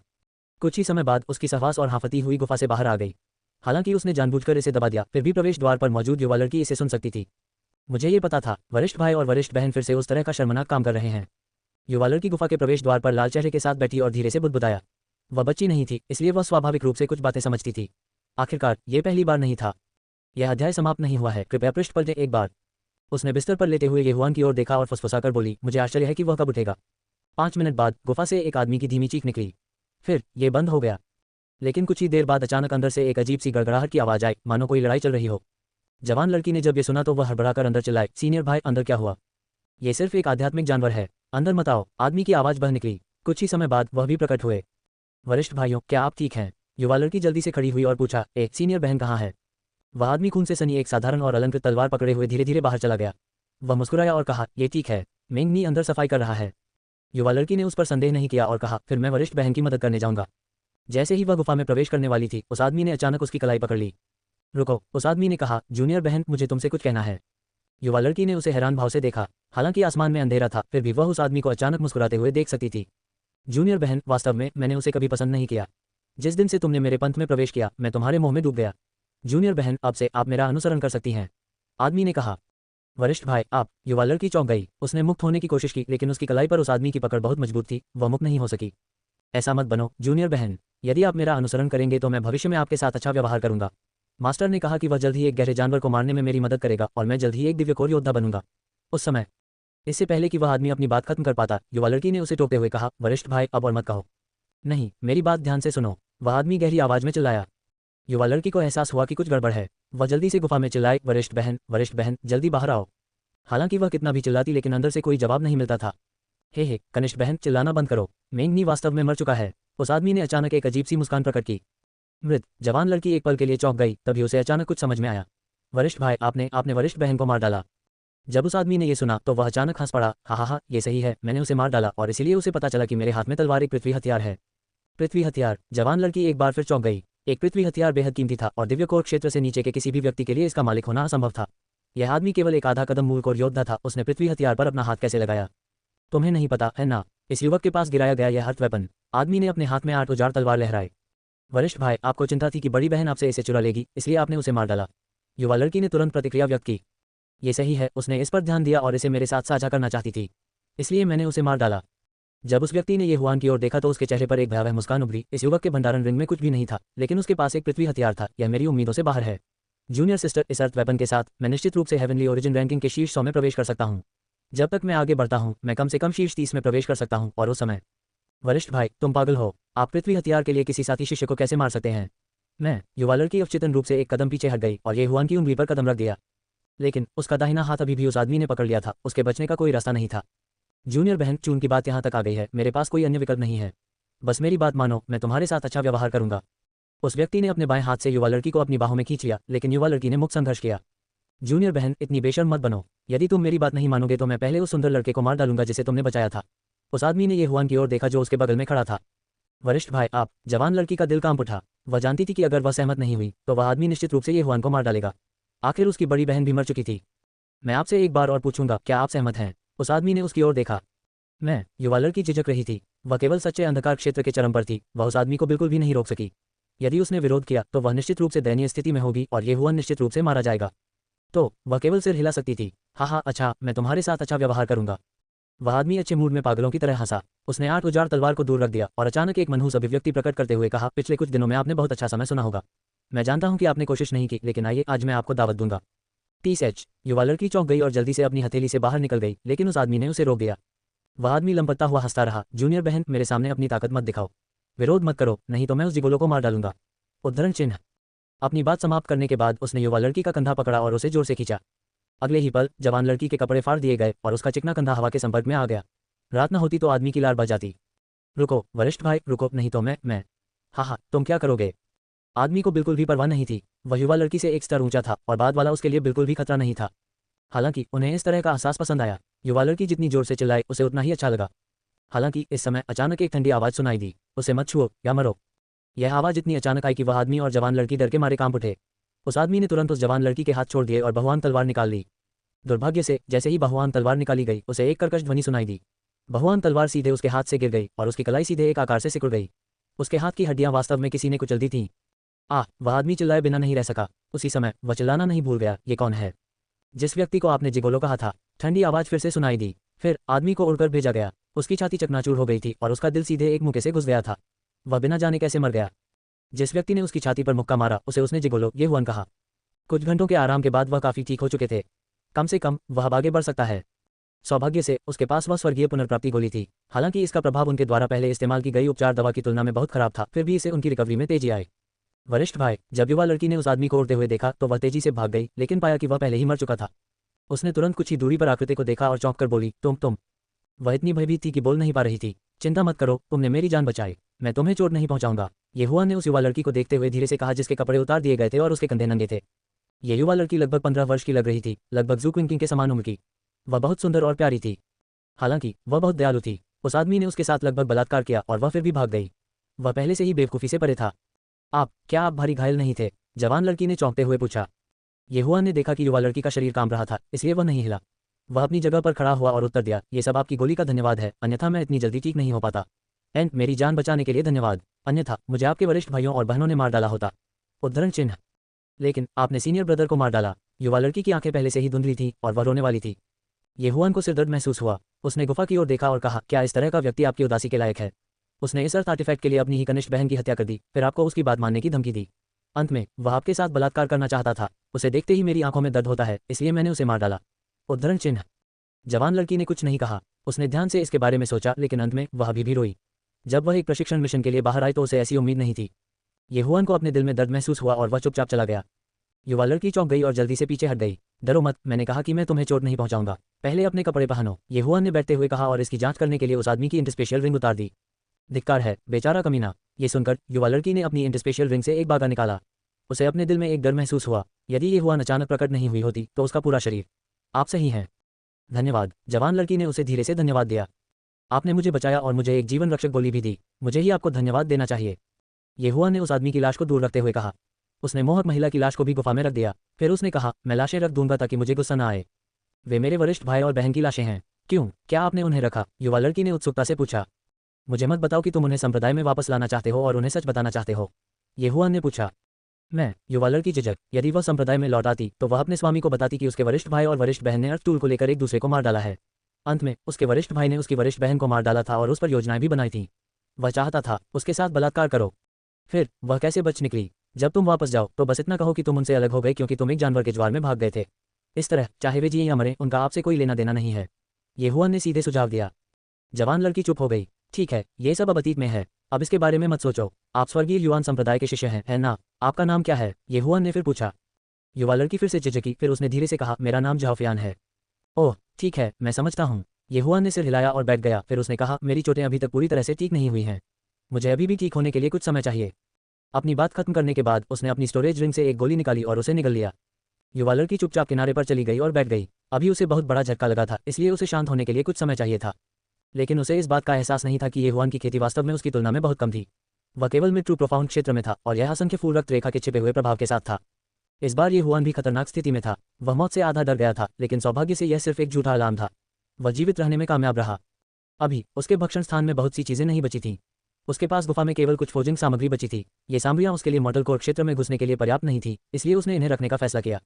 उसी समय वानचुवानशान और एमरल्ड बर्ड का पीछा करने के लिए उसने अपने सभी भक्षण बिंदुओं का उपयोग कर लिया था। बाद में उसने पीछा करने के दौरान थोड़ा और खा लिया, इसलिए उसके पास अभी भी लगभग 30 बिलियन अन्न बचे थे। वह बहुत परेशान था क्योंकि यह जगह सोआरिंग हेवन मैंशन से बहुत दूर थी। सोआरिंग हेवन रॉक का उपयोग करके वहां पहुंचने में उन्हें आधा महीना लग गया। अपनी वर्तमान खेती के साथ अगर वह वापस भागना चाहता था तो उसे कम से कम 2 महीने लगेंगे। वह उड़ना नहीं जानता था, इसलिए उसे बहुत चक्कर लगाने पड़े। इसके अलावा उसे ये भी नहीं पता था कि क्या वह इसे वापस जीवित कर सकता है। कोई दूसरा रास्ता नहीं है। मैं केवल एक रात आराम कर सकता हूँ और अपनी चोटों से उबर सकता हूँ। उसके बाद मैं जाऊंगा और वरिष्ठ भाइयों की तलाश करूंगा, लेकिन मुझे नहीं पता कि वे अभी भी यहाँ हैं या नहीं। ये हुआ ने मन में सोचा। वह गोलियों को शांति से अवशोषित करने लगा। उन्होंने अनुमान लगाया कि वह रात के दूसरे भाग तक अपनी चरम स्थिति में ठीक हो सकेंगे। लेकिन ठीक इसी समय उसे अचानक झाओफियान को खड़ा हुआ महसूस हुआ। क्या मैं जा सकता हूँ? झाओफियान ने धीरे से पूछा। जब ये हुआ ने यह सुना तो उसने अचानक अपनी आंखें खोली और आश्चर्य से पूछा, तुम कहाँ जा रहे हो? झाओफियान ने डरपोक होकर कहा, मैं संप्रदाय में लौटना चाहता हूँ। वह ये हुआन से थोड़ी डरती थी। आधी रात में ये बहुत खतरनाक है, कल तक का इंतजार करते हैं। मैं तुम्हें वापस भेजूंगा, ये हुआन ने कहा।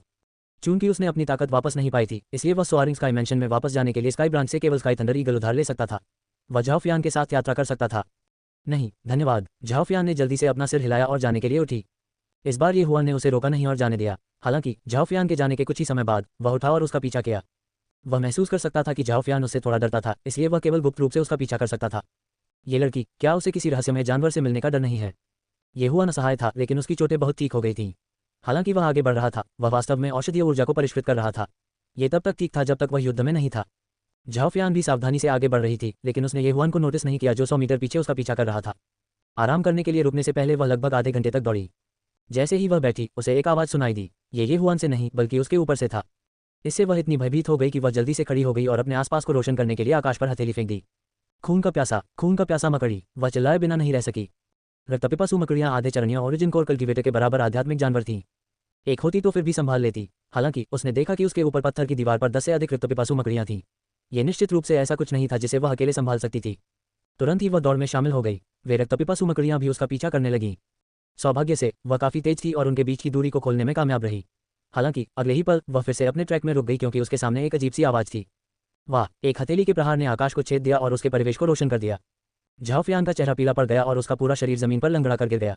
उसने देखा कि उसके सामने और भी बड़ी रक्तपिपासु मकड़ी थी। ये स्पष्ट रूप से रक्तपिपासु स्पाइडर किंग एक डाकबीज था। वह संभवतः रक्तपिपासु मकड़ी की मांद में घुस गई थी। ये खत्म हो गया, ये ज़िचेन अपनी सांसों में बुदबुदाया। झाओफियान पहले से ही मरने के लिए तैयार था। उसने देखा कि रक्तपिपासु मकड़ी, जो गाय से भी बड़ी थी, उसके पास आए और उसने अपने 2 दरांती जैसे सामने के पंजे उठाए। स्विश! रक्तपिपासु स्पाइडर किंग के 2 पंजे अचानक नीचे आ गए। इसकी गति इतनी तेज थी कि इसने वास्तव में एक ध्वनि बूम उत्पन्न किया। झाओफियान ने हार मानने को तैयार न होते हुए अपनी आंखें बंद कर लीं। लेकिन इस समय एक आकृति अचानक उसके सामने आ गई और उसने रक्तपिपासु स्पाइडर किंग के 2 तेज पंजों को अवरुद्ध कर दिया। टीएस हुआन जानवर, आप बहुत भाग्यशाली हैं। ये हुआन जोर से हंसा। उसने बहुआन तलवार निकाली और आगे की ओर वार किया। स्वर्गीय सितारा तलवार कला, स्टारफॉल। स्वर्गीय सितारा तलवार कला, उल्कापात। धमाका! एक तेज रोशनी चमकी और झाओफियान ने अचानक अपनी आंखें खोलीं। उसने जो देखा वह रक्तपिपासु स्पाइडर किंग था, जो आसानी से उसे आधा काट सकता था, अचानक आसमान की ओर पंजे के साथ जमीन पर गिर गया। ये वास्तव में मर चुका था। इतना ही नहीं, उसने अपने सामने एक जानी पहचानी आकृति भी देखी। क्या ये वह आदमी नहीं था जिसने अभी अभी उसके वरिष्ठ भाई की हत्या की थी? उसके बाद उसने ये हुआन को एक बड़ा कदम आगे बढ़ाते हुए और रक्तपिपासु स्पाइडर किंग के शरीर को दूर रखते हुए देखा। डिंग! मेजबान ने एक डाकबीस्ट के शरीर को खा लिया है। इनाम 300 मिलियन अंक है। डिंग! मेजबान सच्चे गहन क्षेत्र के शिखर तक पहुंच गया है। हालांकि इस रक्तपिपासु स्पाइडर किंग के शरीर का मूल्य अधिक नहीं था, फिर भी इसने ये हुआन को सच्चे गहन क्षेत्र के शिखर तक पहुंचने की अनुमति दी। यह एक बड़ी सफलता थी, क्योंकि इसका मतलब था कि ये हुआन जल्द ही हाफ सटेप ओरिजिन कोर क्षेत्र या यहां तक कि मॉडल कोर क्षेत्र में प्रवेश करेगा। 6 युआन गोली का संयोजन करें। तुरंत ये हुआन ने 6 युआन गोली बनाने के लिए अपने खाने की जगह में मौजूद सामग्रियों का इस्तेमाल किया, फिर उसने इसे सीधे अपने मुंह में डाल लिया। जब गोली उसके मुंह में घुसी तो तुरंत उसके दिमाग में एक सूचना सुनाई दी। डिंग! मेजबान हाफ सटेप ओरिजिन कोर क्षेत्र में पहुंच गया है। हाफ सटेप ओरिजिन कोर क्षेत्र दिव्य कोर क्षेत्र से सिर्फ एक कदम दूर था। लेकिन मत भूलिए, ये हुआन के पास अभी भी एक डाकबीस्ट का इनकोर था। जब उसने हुआन बीस्ट इनकोर को निगल लिया तो उसके शरीर में मौजूद सभी हुआन क्यूई कोर एसेंस में परिवर्तित हो गए। वह भी अभी नश्वर कोर क्षेत्र में पहुंचा था। इससे पहले जब उन्होंने एक्सप्लोडिंग एपर्चर स्किल का इस्तेमाल किया था तो उनके शरीर में मॉडल कोर में विस्फोट हो गया था। लेकिन अब उन्होंने एक नया मॉडल कोर बनाया था। हाँ, स्वर्ग वास्तव में मेरी मदद कर रहा है, ये हुआन ने मन में सोचा। वह 3 बार जोर से हंसा। उसने कभी नहीं सोचा था कि वह वास्तव में हुआन जानवर का सामना करने में सक्षम होगा। ये वास्तव में एक महान भावना थी। लेकिन यह उनकी परेशानियों का अंत नहीं था। इस वजह से वह और झाओफियान रक्तपिपासु मकड़ियों के घोंसले में घुस गए।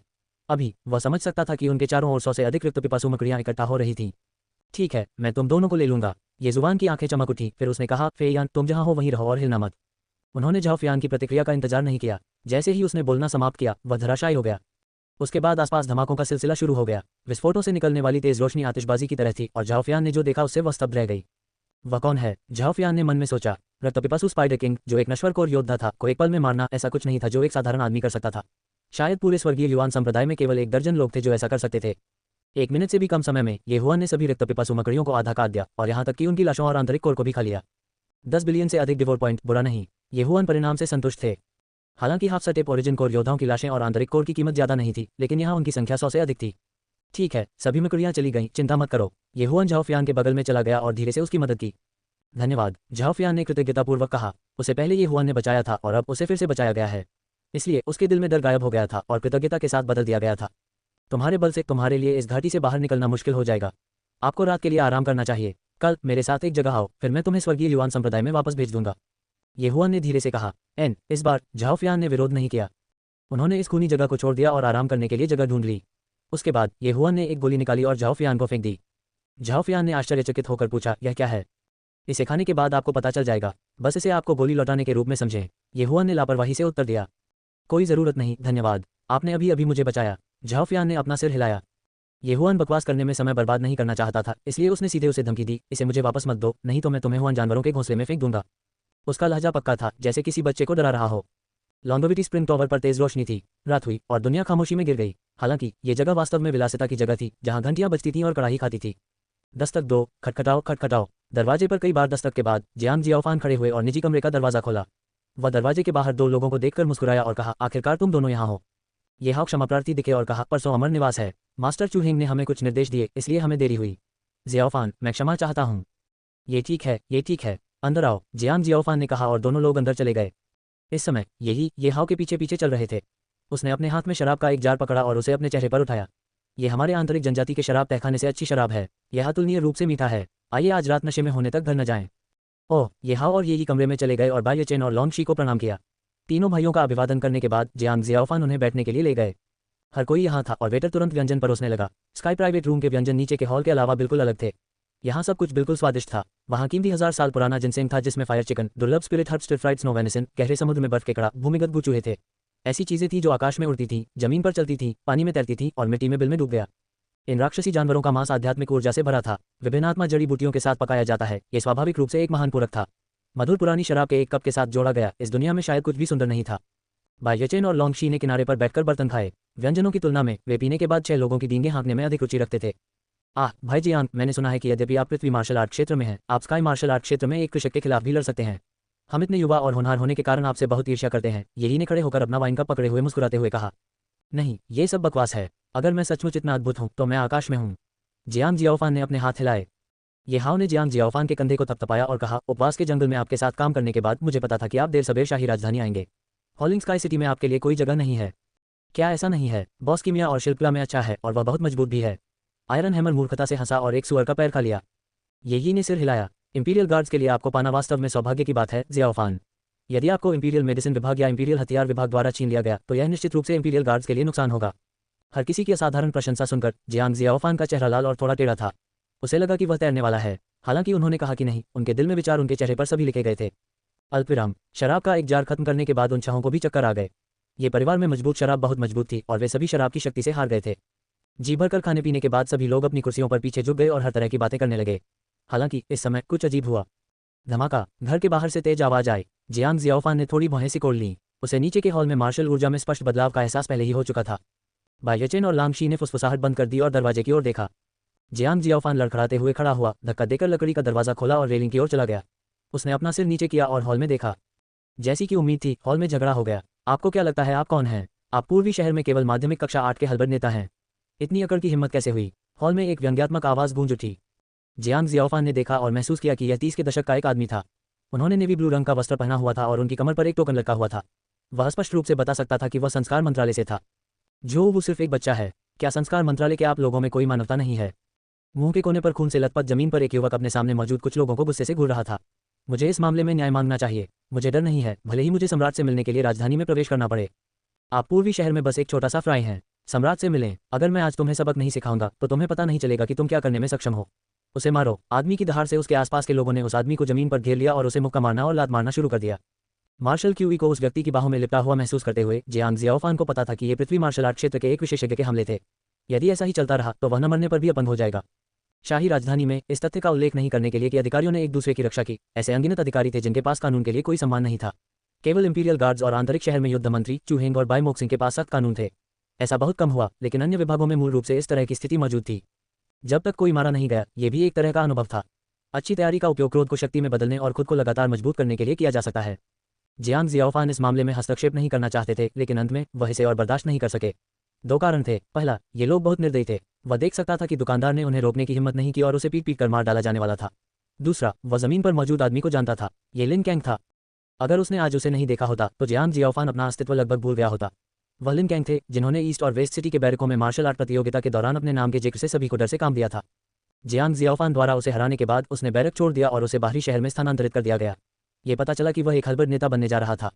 जियांग जियाओफान पर लिन कैंग की अच्छी छाप थी। कम से कम उन्हें प्यार और नफरत के बीच स्पष्ट अंतर था। जियांग जियाओफान ने उसे हरा दिया और उसे जहर से ठीक करने के लिए अपना हथियार छोड़ने में संकोच नहीं किया। जियांग जियाओफान ने उनसे केवल इतना कहा कि बैरक में अपनी ताकत पर भरोसा करना बंद करें और वेस्ट सिटी बैरक के लिए कोई रास्ता न छोड़ें। अगले दिन उन्होंने दृढ़तापूर्वक ईस्ट सिटी बैरक छोड़ दिया। बस इस अकेले ने जियांग जियाओफान को उसकी प्रशंसा की। ऐसा लगता है जैसे आपने वजन खा लिया है और अपना मन बना लिया है। इतनी बेअब्रू नजरों से देखने की तेरी हिम्मत कैसे हुई? मेरी आंखें खोदकर निकाल दो। उस आदमी ने लिनकैंग की ओर इशारा किया और डांटा। उसका अधीनस्थ भी निर्दयी था। उसने वास्तव में जवाब दिया और लिनकैंग की आंखों पर वार करने के लिए एक खंजर निकाला। इस समय जियांग जियाओफान पहले ही नीचे आ चुका था। वह चिल्लाया, रुको। उसके चिल्लाने से वे रुक गए। आखिरकार उच्च रैंकिंग अधिकारी इस मामले की परवाह करने में बहुत आलसी थे और निम्न रैंकिंग अधिकारियों ने हस्तक्षेप करने की हिम्मत नहीं की।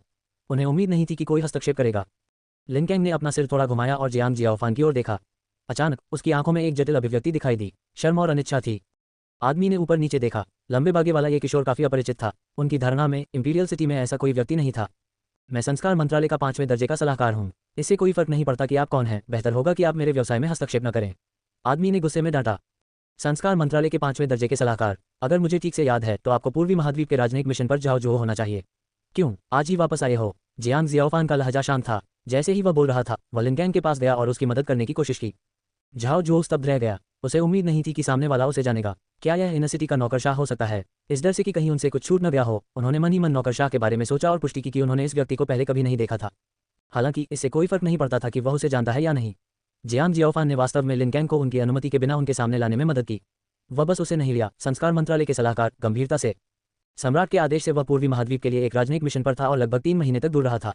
आज जब वह शहर लौटा तो एक बेतरतीब सिपाही ने उसे रंगे हाथों पकड़ लिया।